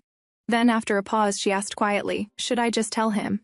But her colleague quickly shook her head, waving her hand in warning. Absolutely not. Don't make yourself vulnerable that easily. Keep some mystery. She even advised, whispering like it was a trade secret. Instead, try chatting with him more. Learn about his hobbies. That's a good start. Yifan nodded thoughtfully. Hobbies, huh? Then something clicked. She remembered, Sang-yan had been playing a video game lately. With newfound determination, she decided to dive into his world. That night, she downloaded the game and began reading through its guidelines, tutorials, and tips. But somewhere along the way, Yifan got a bit carried away. What started as a strategy to bond with him turned into a full-on obsession. She was so determined to level up that she completely forgot the original goal, talking to Sang-yan. Every evening, she'd eat dinner in record time just to rush back and train in the game. I need to catch up to his level. I can't look like a total noob. But even after 3 days of grinding, her progress was painfully slow. One evening, while she was glued to her phone trying to defeat another enemy in the game, Sang-yan entered the room. Dinner? He asked casually. Startled, Yifan panicked. She quickly locked her phone and stuffed it under a pillow, not wanting him to see her embarrassingly low score. I'll join you in a bit, she stammered. Sang-yan paused, eyes flickering toward her oddly suspicious movements. But instead of saying anything, he just looked at her quietly, almost like he understood everything, but chose to pretend he didn't. At overtime, Sang-yan's friends had already gathered, chatting over drinks. Not long after, the man himself walked in, dressed in a sleek black suit and tie, looking effortlessly dashing as always. Su Haowen spotted him first and couldn't help teasing. Look who finally found time to meet his friends. Sang-yan, completely unbothered, shot him a look as he loosened his tie and sat down. Shut up and stop whining. Their other friend slung an arm around Sang-yan's shoulder with a grin. Seriously though, what have you been up to lately? But Sang-yan replied flatly, not telling. If I do, you'll all be so jealous it'll ruin the night. His arrogance left them quiet for a moment, rolling their eyes at each other. Then Su Haowen spoke again, glancing at the others. He told me earlier he's being pursued by a girl. That's why he's been too busy to hang out. The third friend raised an eyebrow. A girl? I mean, that's not new. Plenty of girls have chased after him before. Then he paused, catching the real surprise. Wait, you're interested this time? Sang-yeon took a lazy sip of his drink. So what if I am? That shut them up for a second. His confirmation wasn't loud, but it was clear, and completely unexpected. Curiosity lit up their faces. Who is she? Yeah, and if you like her too, why are you just letting her do all the work? The friend frowned slightly. Don't be a jerk about this. What are you planning to do with her? Sang-yeon's lips curled into a knowing smirk. She's trying to hit on me, and honestly... He shrugged. What else can I do? I can only wait for her move, right? Later that night, Sang-yeon returned home. The apartment was quiet. Too quiet. He figured Yifan must already be asleep. He walked quietly toward his room, but as he opened the door, his eyes widened in surprise. Yifan was lying in his bed, peacefully asleep. He crouched down beside her, watching her serene face under the soft light. His voice dropped to a whisper. Aren't you a bit of a bully? He murmured. Claiming both rooms as yours now? She didn't stir. Completely unaware of his presence, she just continued sleeping, her breathing calm and soft. Sang-yeon studied her quietly, his tone softer now. Can't you be a little more blatant with your attempts, so I can be more certain? He thought back. Back then, even though he had sensed she was fond of him, he knew she hadn't been ready. Not for the kind of relationship he wanted, not for everything he was prepared to give. But now he would wait. He would wait until she was willing to reach out to him.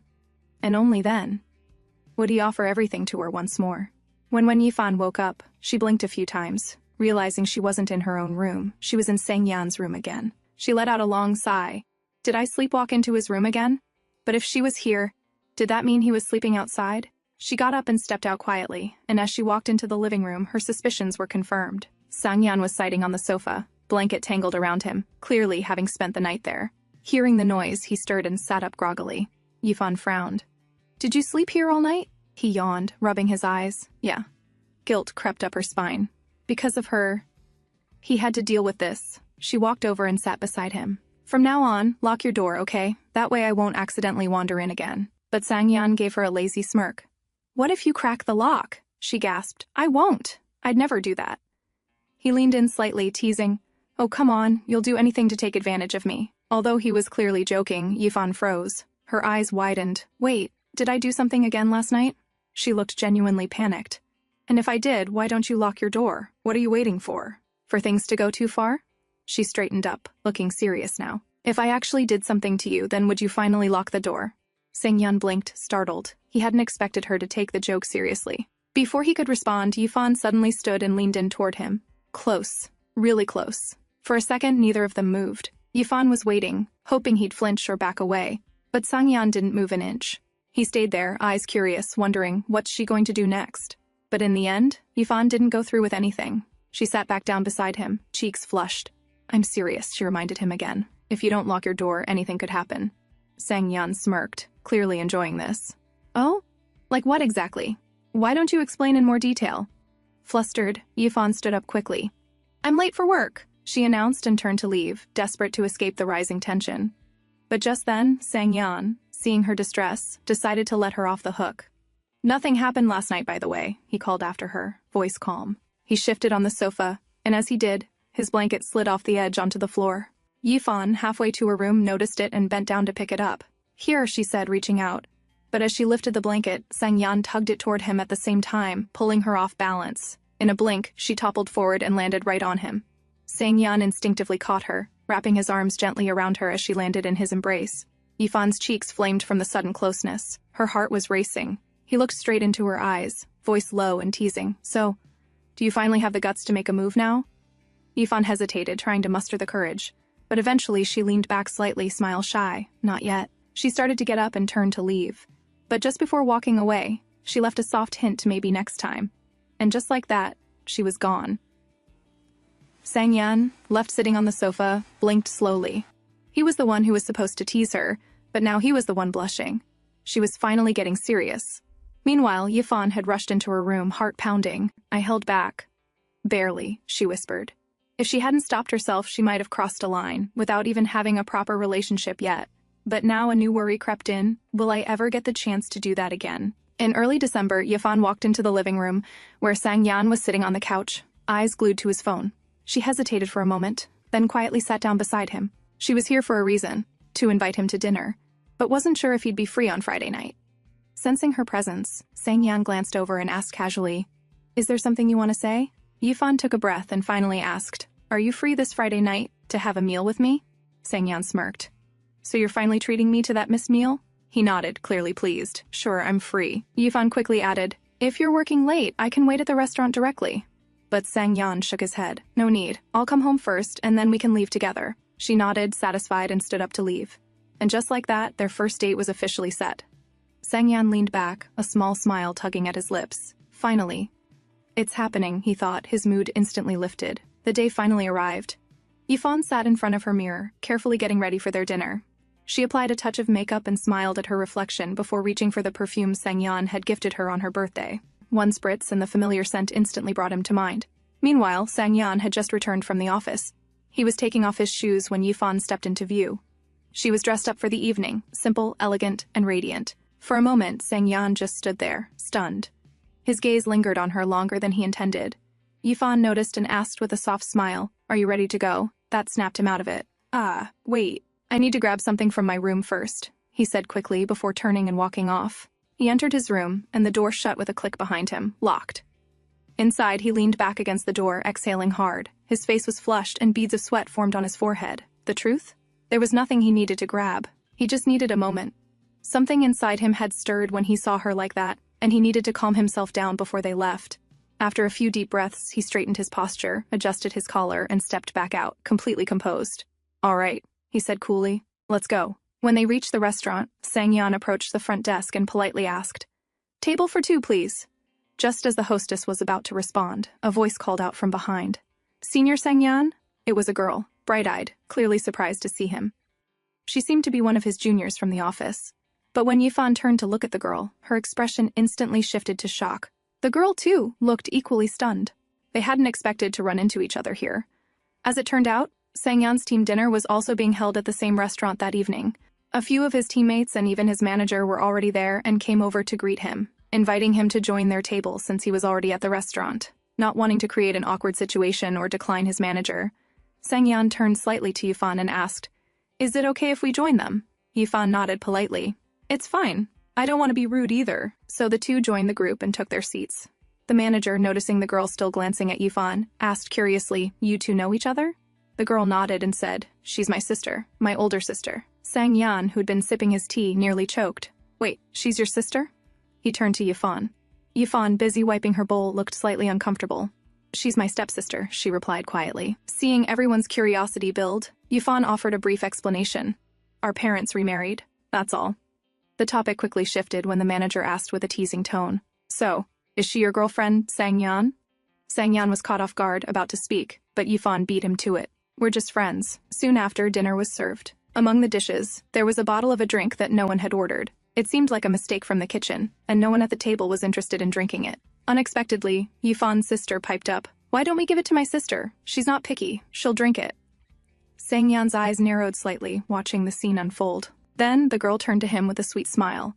"Senior Sang-yan, would you like to choose something from the drink menu?" she asked, offering the menu. But his gaze turned cold, so cold that she flinched slightly at the change. Without saying a word to her, he took the menu and turned to Yifan instead. "Here," he said, offering it to her. "Pick anything you like." Then, without breaking eye contact, he picked up the drink her sister had tried to pass off and silently set it aside.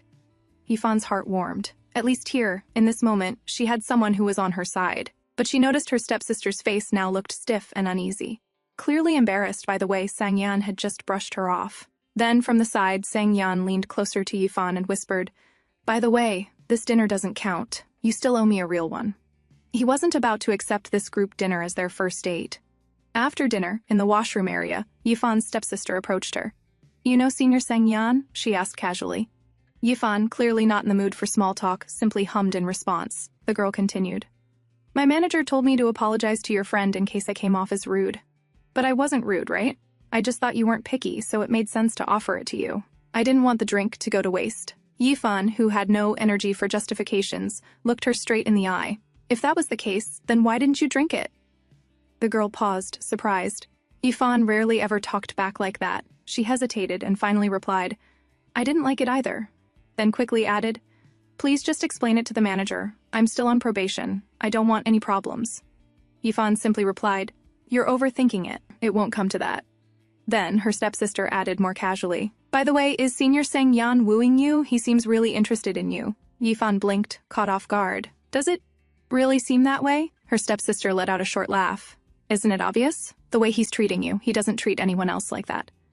A moment later, she pulled out her phone. Give me your number, okay? Also, why haven't you been contacting Mom? She's been feeling down lately. Yifan, expression tightening, refused. No need. She turned, ready to leave. Her stepsister frowned, voice tinged with irritation. Why are you acting like this? I'm trying to help. Even though I'm the stepdaughter, I treat your mom better than you do. Yifan let out a small smile, bittersweet and tired. You're right.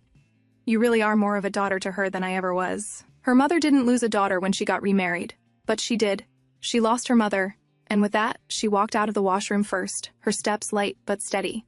Her sister followed a moment later. Back at the table, one of the colleagues suggested, let's take a selfie for the team post. Yifan, sitting beside Sang-yeon, leaned over and whispered, should I stay out of the photo? I'm not part of your team. But Sang-yeon turned to her with a smile.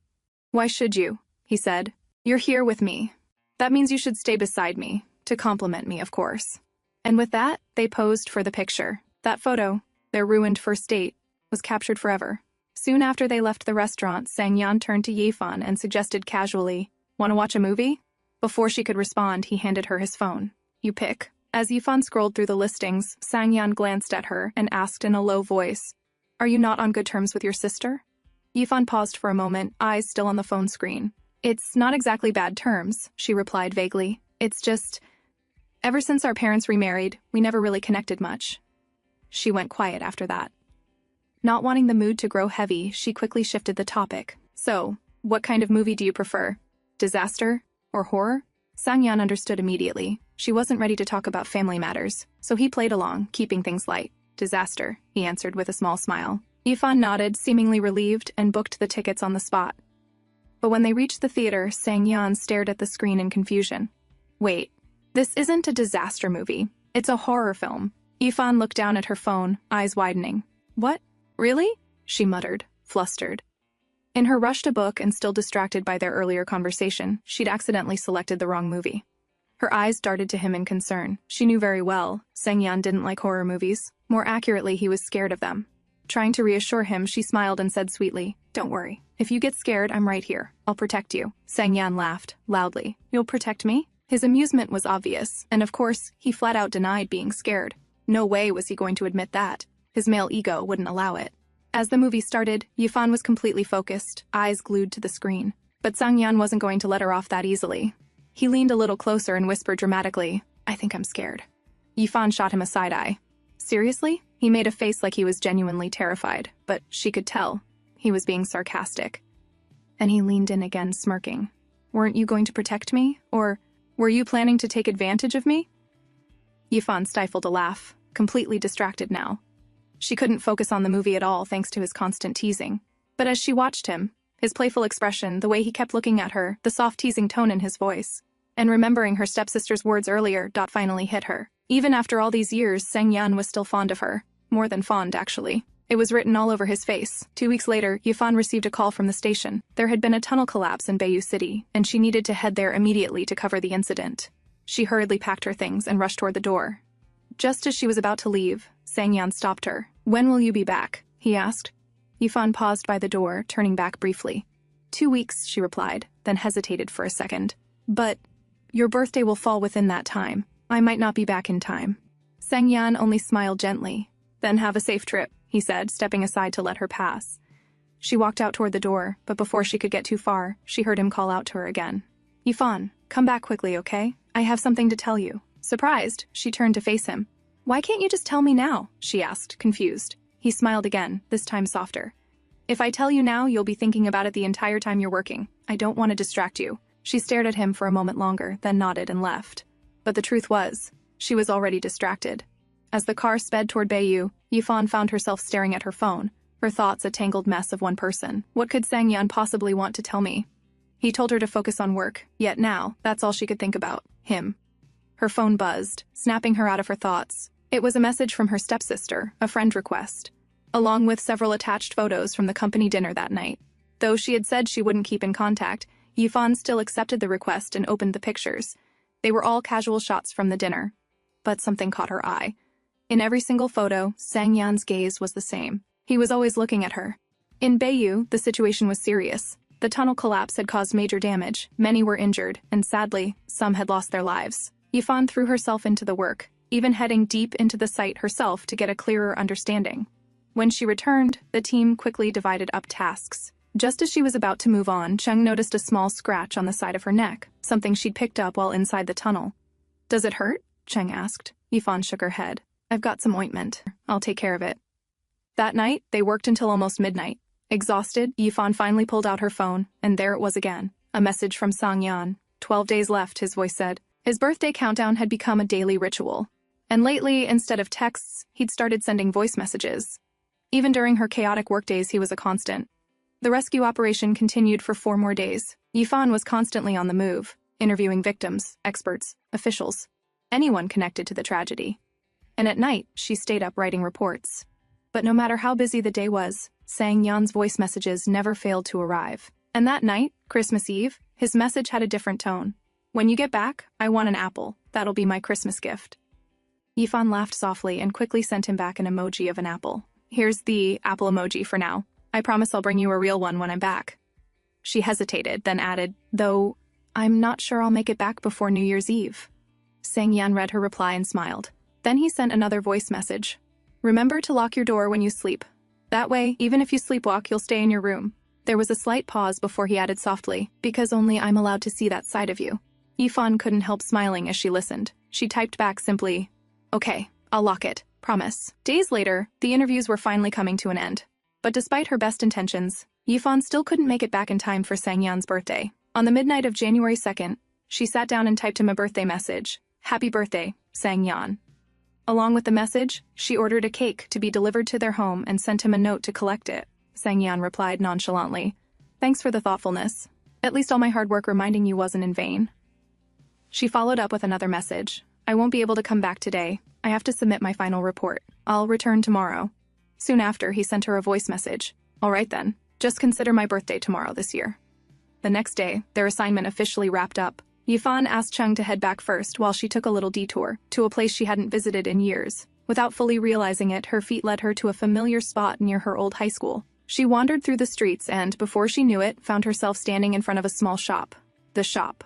The one she used to visit with Sang-yeon during high school, whenever he came to see her in Baeyu. The owner recognized her immediately. "It's been a while," he said with a warm smile. They chatted briefly, and without asking, he placed the same order she and Sang-yeon always used to get. While waiting for the food, Yifan stood near the entrance, her gaze scanning the street outside. Her mind drifted back to the last time she came here with him. It had been raining that day. The day they parted ways. The day she told him not to follow her anymore. "Don't bother with me again." And he had only replied, "All right then, I won't bother you anymore."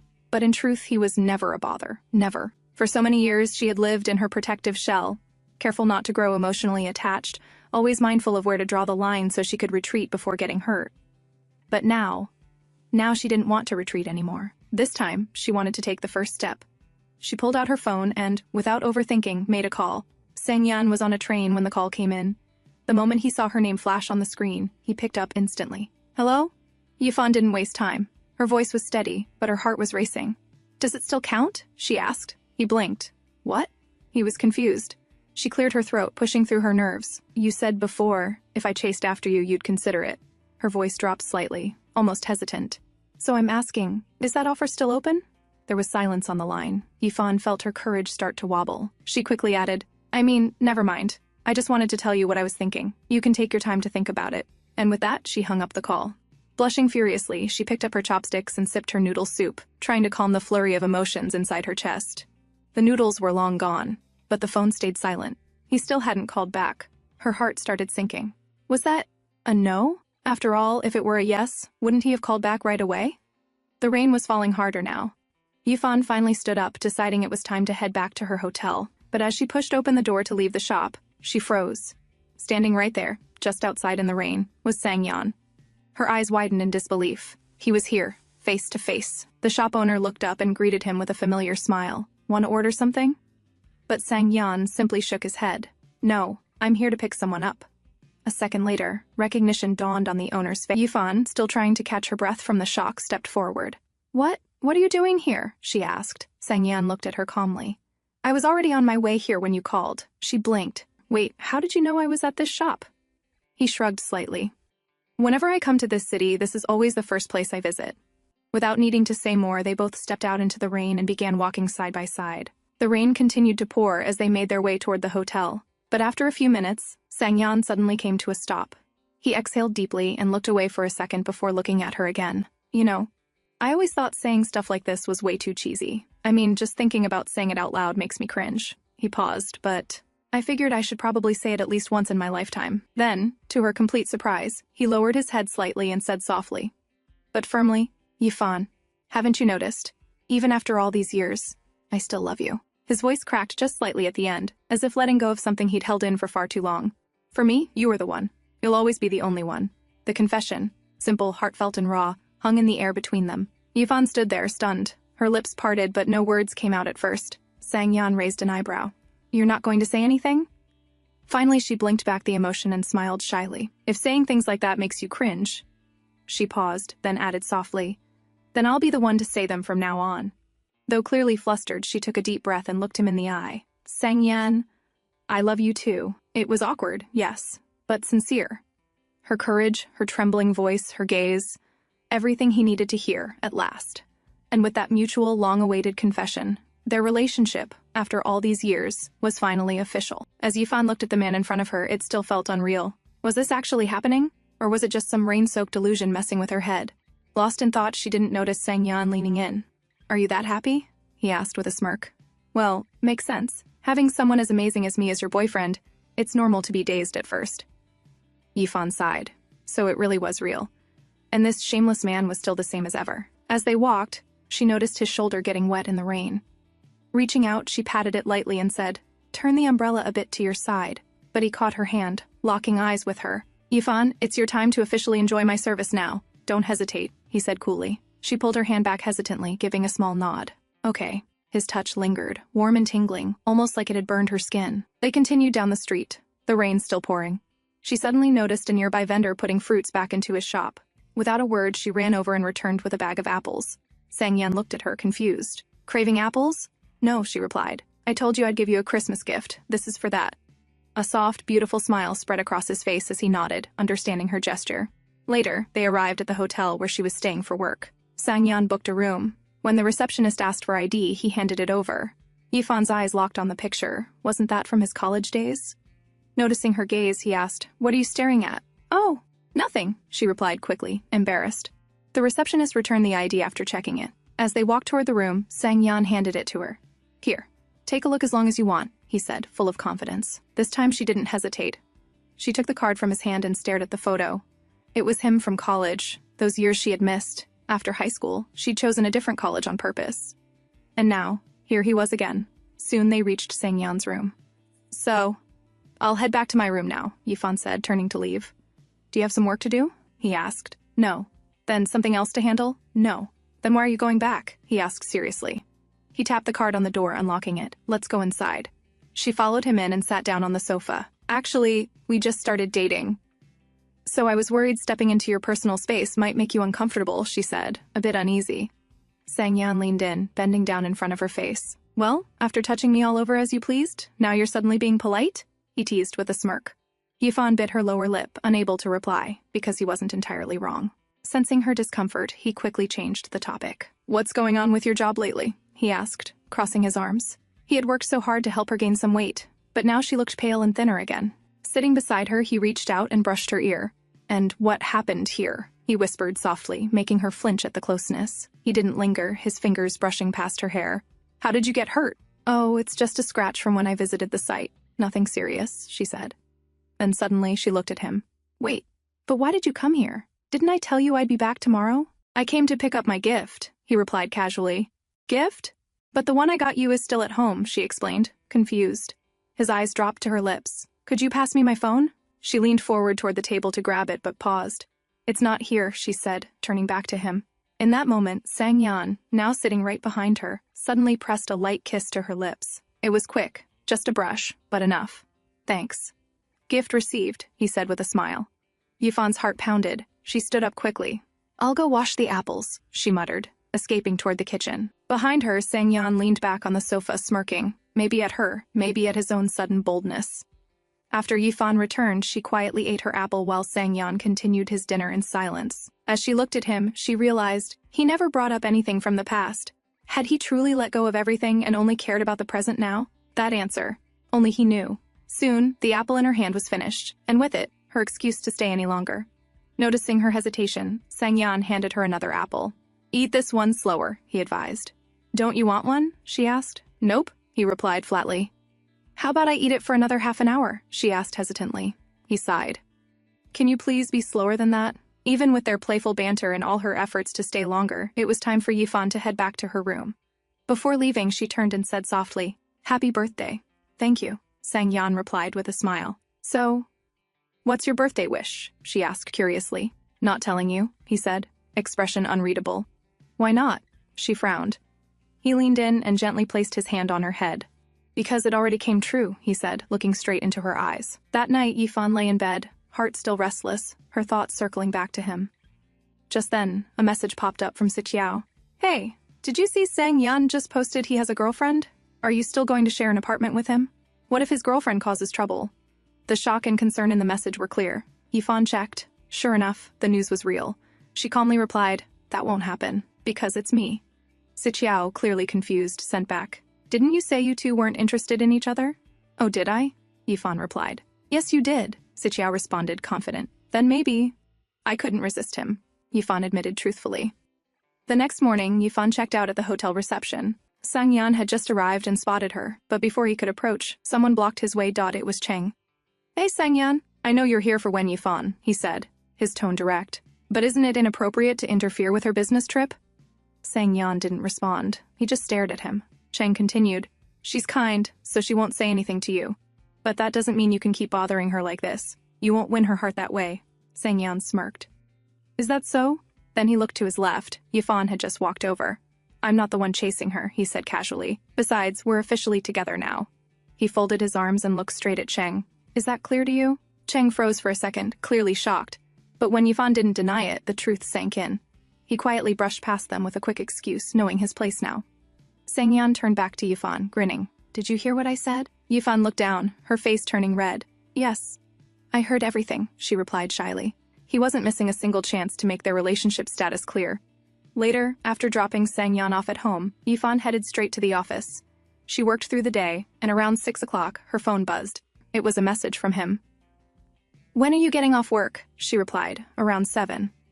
A moment later, he sent a voice message, "Just so you know, your boyfriend is waiting outside to pick you up." There was no way Yifan could focus after that. She quickly wrapped up and headed outside. Once she got in the car, she asked, "Why are you here? Are we going somewhere?" Sang-yeon reached over to fasten her seatbelt. "We're going home." Then he glanced up. "Don't forget, you still owe me a gift." Yifan blinked. "But didn't you say you received it yesterday? Can I save this one for next year then?" He scoffed. "Come on. I only said that to save your face. We both know who actually enjoyed it." She turned to him, challenging, "But I think we both did. You looked pretty happy." Sang-yeon laughed. "Okay, fine. I admit it. I enjoyed it. A rare, honest confession. Quite the contrast to his usual self." After reaching home, Yifan handed him the bag with the gift she had originally prepared. He took out the jacket. "Jacket? Why this color?" he asked, surprised. She replied nervously, "I've never seen you wear this color, so I thought it might suit you. But if you don't like it, I can get you something else." "I never said I didn't like it," he said firmly. "Thanks for the gift. I got a lot of gifts this year. If I had to rank them, this would be second." He smiled. The first one was from yesterday. Yifan's mind raced. A lot had happened yesterday. She got him cake, they officially got together, and then that kiss. Which one did he mean? Sang-yeon sighed, ruffled her hair, and gently patted her head. "No more guessing. The first one is you." Later that night, after freshening up, Yifan was about to go to bed when she heard a knock on the door. She opened it to find Sang-yeon standing there. "You're still awake?" he asked. Yifan nodded. "Yeah. Do you need something? Is something wrong?" Instead of answering, he pulled her into a hug. "Did you apply ointment on your wound?" "There's no need. It's already scabbed over," she replied. But Sang-yeon didn't look convinced. "Did you take care of it after getting soaked in the rain?" Of course she hadn't. He sighed heavily. "Come to the living room. Bring some ointment." She sat beside him on the couch, and he gently applied the ointment to her neck. She flinched at the sting. "Didn't you say it was almost healed?" he asked calmly. "I thought so. That's why I didn't bother to check," she admitted. "Do you always get hurt like this at work?" he asked, curious. "Not really. Once in a while. I didn't even notice it until someone pointed it out," she said honestly. "And it wasn't hurting?" he asked, raising an eyebrow. She knew he wouldn't drop it until she gave a straight answer. "Yes, it hurts." "And now?" "It's a little better," she replied shyly. Satisfied, he leaned back. "All right, just don't get it wet in the shower." "Yeah, thank you." "Good night then," she said, standing up to return to her room. But just before leaving, she turned back. Then, "Will you help me put ointment on again tomorrow?" She smiled. There was no need to hold back anymore. She had someone to rely on now, someone who cared. Sang-yeon looked at her, his usual confident tone returning. "You know where to find me. Come after your shower." A few days later, Yifan stood outside her office, waiting for him. Suddenly, a voice came from behind. "What are you looking for?" It was Sang-yeon. He was wearing the coat she had given him, and he looked so good in it that she couldn't take her eyes off him. Raising a brow, he smirked. "What? Are you smitten with your boyfriend?" "Actually, yes, totally smitten," she replied, this time meeting his gaze with confidence. He reached out, adjusting the scarf around her neck. "Then take your time. And keep looking," he said with a smile. "Did you come from your bar?" she asked. He nodded. "You don't have to pick me up every day. You can hang out with your friends." "I can go back myself," she said, a little guilty. He scoffed. "What fun would I have with them?" As they waited to cross the road, Yifan hesitated, wondering if holding hands would be too much. Would it be overdoing it? But when the light turned green, he quietly reached out and took her hand, leading the way. She looked at him. Maybe it wasn't as complicated as she was making it. Later, at the dinner table, Yifan suggested watching a movie. Sang-yeon, however, said, "You should rest instead." "I want to watch something," she insisted. Seeing her eagerness, he leaned in with a teasing grin. "Are you really interested in the movie? Or is it me?" "Of course it's you. I want to watch it with you," Yifan said, honest and direct. His eyes widened, clearly not expecting that answer. "All right, let's watch it together," he said, smiling. As they settled in for the movie night, Yifan's phone buzzed. It was her stepsister, complaining that their father's relative, an auntie and uncle, were shameless enough to stay at their house and even ask for money from Yifan's mom. She also asked if Yifan was coming home for the traditional New Year, saying their mom had been asking about it. Yifan's mood shifted immediately, her face turned pale. Sang-yeon noticed. "Who was it? Is something serious?" "No, let's just watch the movie," she said, not wanting to ruin the mood. But he looked at her and asked again, "When Yifan, is something wrong?" "No. Everything's fine," she said, avoiding his eyes. Sang-yeon didn't press further. Instead, he changed the subject. "When are you planning to take time off for New Year?" "Probably between the 1st and 3rd. "But I might have to work if there is an emergency," she replied. "Then, are you going home?" "Probably not." He looked at her. "Then I'll figure out when I can come back to see you." Yifan stared at him. Last year, too, even though he had to visit his own family, he came back early just to spend the holidays with her. "Sang-yeon," she said gently, "I usually don't celebrate the holidays. You should stay with your family. Visit your relatives." "Do you think I enjoy holidays with relatives?" he replied flatly. "It's exhausting." Yifan realized. He understood. He had noticed her shift in mood earlier, knew she didn't want to talk about it, yet stayed close. He always chose to be with her instead of asking too much. And that's why, after so many years, she finally decided to open up. "Sang-yeon," she called out softly. He turned to her. "Earlier, my stepsister called to ask if I'm coming home. But I don't really get along with my stepfather or his family." She paused. "My mom remarried after my dad passed away." There was a silence. "When?" Sang-yeon asked. Calm and steady. Yifan's mind drifted back to that day. She had rushed to the teacher's office the moment she was called, knowing it must be something serious. And just as she feared, the teacher informed her that her mother had called. The message was clear. Her father was in a bad condition, and she needed to get to the hospital. Yifan ran to the bus stop, panting. As she waited, her mind spun. How could her father be in a bad state? He had just been doing fine. And during their last visit, he'd even told her he'd be home soon.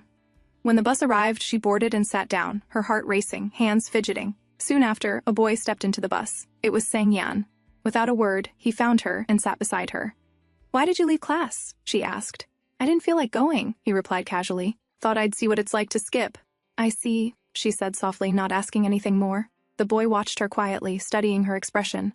After a while, he asked, "When Yifan, what happened?" She shook her head, not wanting to share. But her eyes gave her away. Tears slipped down as she turned her face away, trying to hide it. Sang-yeon sighed. Then he took off his sports jacket and gently draped it over her head. Yifan froze. "Now I can't see your face anymore," he said calmly. "So feel free." And just like that, she let herself cry, letting it out until her heart slowly calmed. All the while, the boy beside her stayed silent, just being there.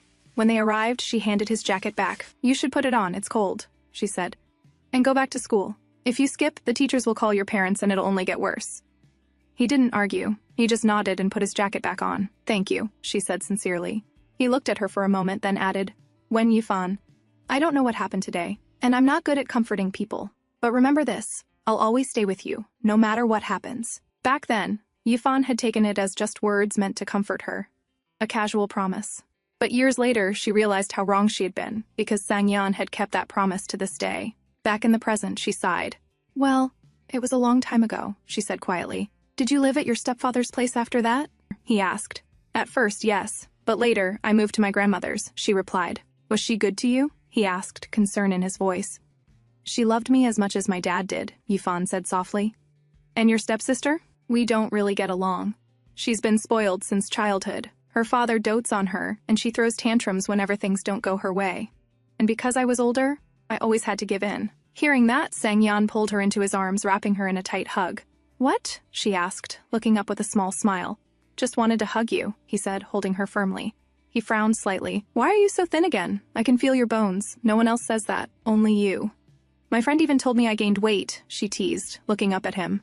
"That's total nonsense," he said, tightening his hold. Yifan burst out laughing at his tone. He reached out to gently caress her cheek. "Yifan," he said quietly, "from now on, don't listen to what others say. And you should not be so patient with your stepsister." Then he glanced around. "Do you really think I randomly bought all the stuff in this house? No.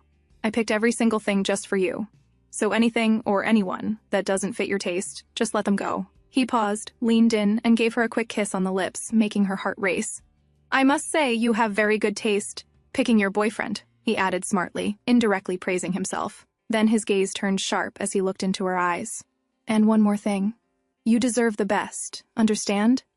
That night, Yifan couldn't continue watching the movie. In the end, she returned to her room. It was just too hard to focus with Sangyan sitting beside her, his arm wrapped gently around her. Sitting on the bed, she suddenly remembered the message her sister had sent, the one about their uncle and aunt staying at their place. Just the mention of that uncle used to terrify her. But now, it didn't affect her the same way anymore. Maybe because when Sangyan was near, all the bad feelings seemed to fade away. A few days later, Yifan met up with Xiqiao, who looked at her curiously. "Even after you rejected Sangyan back in high school, he never brought it up?" "No, he didn't," Yifan replied. "So, he still treats you the same all this time?" Xiqiao asked, surprised. "Yes, he's never changed. He always treats me well," Yifan confirmed. Then, with a small smile, she added, "I've never met anyone like him. Someone who treats me so well, and yet still feels so real." Xiqiao raised an eyebrow. "You know, back in high school, I always felt you treated him differently. A lot of boys were after you, but you never responded to anyone." She paused, then added with a knowing smile, "But with Sangyan, you always responded, even got mad at him." Xiqiao recalled one particular day. Yifan had been quietly working on her exercises when Sangyan, lazy as ever, was lying on the back seat behind her, doing nothing but making random noises. Yifan turned around. "Sangyan, I'm doing my exercise. If you don't stop, I'll ask you to switch seats," she said, a little annoyed. He had looked startled, ruffling his hair before leaning in. Okay, I won't do anything. Just don't get mad, all right?" he said in a low voice. So, Xiqiao continued, "If it were anyone else, I don't think you'd even say a word. You'd just quietly change your seat. But with him, you show all your emotions, even your anger." She leaned forward, teasing. "So if you get mad at him now, does he still go easy on you like back then?" Yifan smiled. "I don't know. I've never gotten mad at him." "Seriously?" Xiqiao blinked. "You two have been living together for almost a year now, and not once? Is he secretly a good-tempered man or something?"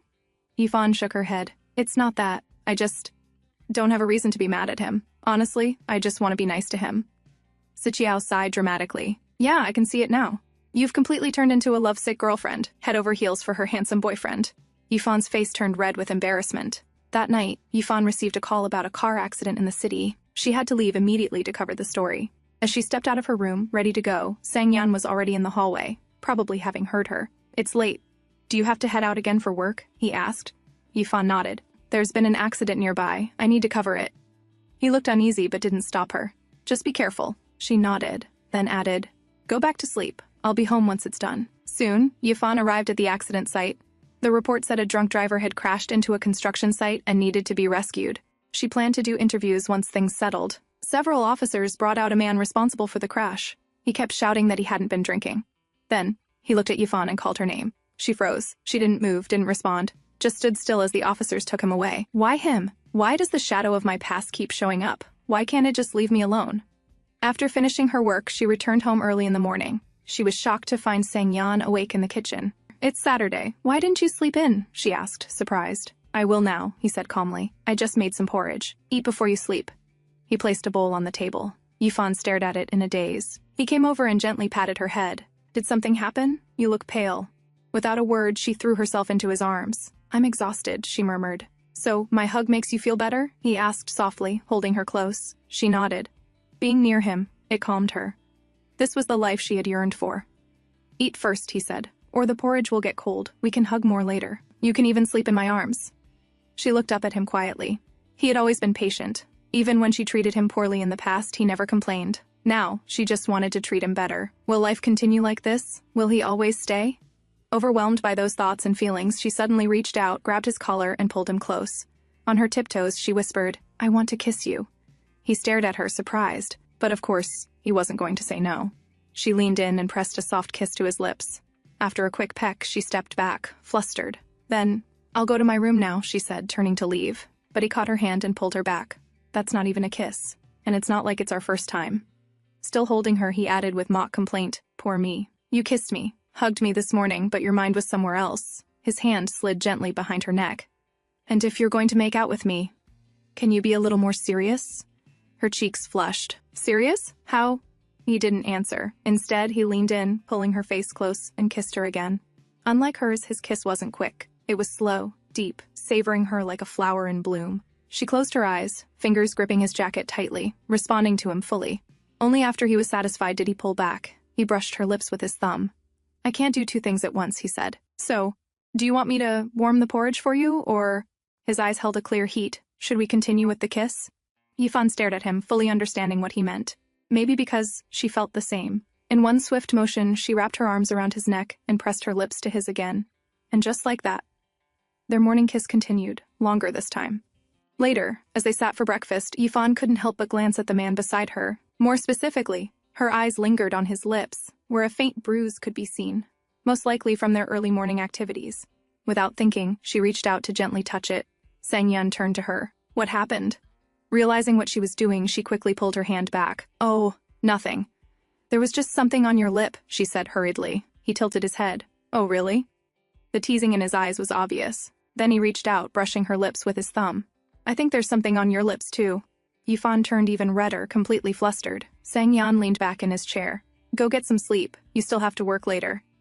It was clear he was being considerate, but Yifan just kept staring at him, overwhelmed by the quiet affection he showed her. After a moment, he turned her way. How long are you going to keep staring at me?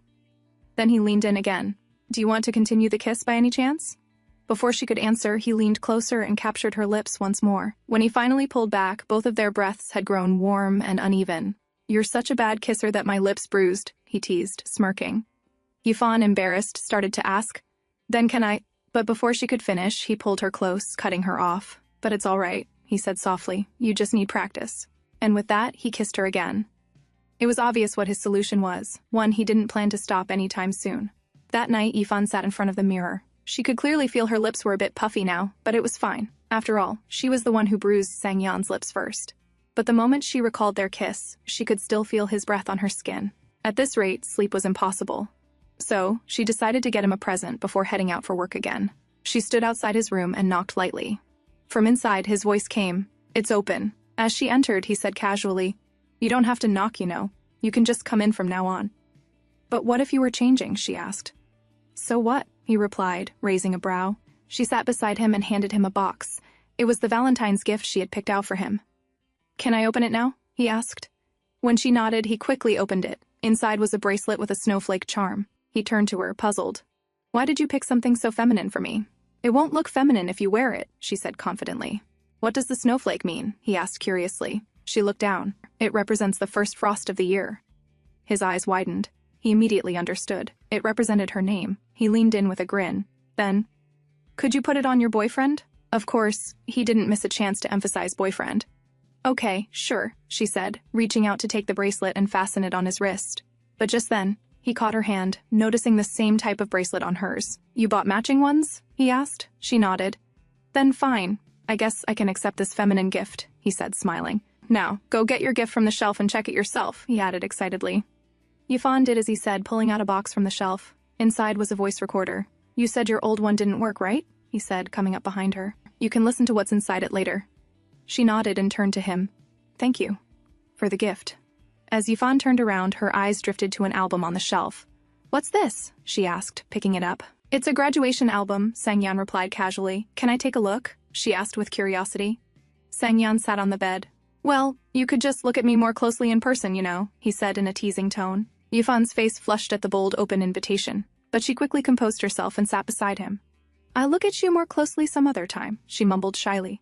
She flipped open the album. Inside was a photo of Sangyan from his university graduation. Are you free on the 8th? He asked suddenly. Not sure. Why? One of my friends is getting married. Come with me if you're free. She nodded and continued looking through the album. What are you staring at? He asked, surprised. Is this Duan Jaksu? She pointed. Yeah. What about him? Sangyan asked, curious. He's quite handsome, she said casually. The color drained from Sangyan's face. He leaned closer. I didn't hear that clearly. Who's handsome? Yifan avoided repeating it, instead watching his jealous expression with amusement. He reached out and pointed to the album. You've been staring at that photo for a while, but not at me, he said, clearly displeased. The next second, he snapped the album shut and took it from her hands. Yifan recalled Sixiao once saying that when Sangyan got serious, he could look scary, and people wouldn't dare say anything to him. But surprisingly, Yifan didn't feel scared at all. In fact, she found it kind of funny. Are you mad? Can I please keep looking? I wasn't done yet, she asked, trying to coax him. Fine. Look, he said reluctantly, handing it back. But he turned away, still sulking. As Yifan looked through the album again, she asked, Are you still mad? Not telling. Figure it out yourself, he replied, sulking like a child. She reached out, gently held his hand, and turned him to face her. Don't be like that. I just wanted to take a look at my rival in love. Sangyan blinked. What? What are you even saying? I mean, there were rumors about you and Duan Jaksu. They said you two were a famous gay couple back in university. That shut him up instantly. After a moment, he sighed. Aren't you a journalist? How can you trust rumors like that? I am a journalist. And no, I didn't believe them, she clarified, still flipping through the pictures. Suddenly, Sangyan leaned in closer, a dangerous glint in his eyes. Well, if you want to know the truth, you can check for yourself whether I'm gay. Yifan didn't dare push him further. Quietly, she slipped back to her room. Sitting on her bed, she picked up the recorder he'd gifted her and pressed play. It was filled with short messages, each one asking her to come home safely after work. In that moment, Yifan realized he had never forgotten about that night, about the fear from that incident. No matter how late she came home, he was always there, waiting for her. She lay down with a soft smile, heart full. Tonight, she'd seen photos of Sangyan she'd never seen before, pieces of his life, chapters she had never been a part of, and she regretted it. She regretted missing it so much. On the 8th, Yifan left work early. Sangyan had been drinking a little, so she told him she'd come by cab. As she was texting him, Cheng approached her. I saw someone looking for you downstairs just a while ago, he said. Yifan looked up, surprised. Who was it? Can you describe him? I don't know his name, Cheng replied, but he looked to be in his 40s. Didn't seem threatening. But just be careful, okay? Thank you. I'll keep that in mind, Yifan said before heading off. Cheng stood there for a moment watching her leave. Even though she now belonged to someone else, he still cared for her, and just wanted to see her happy, with the one she truly loved.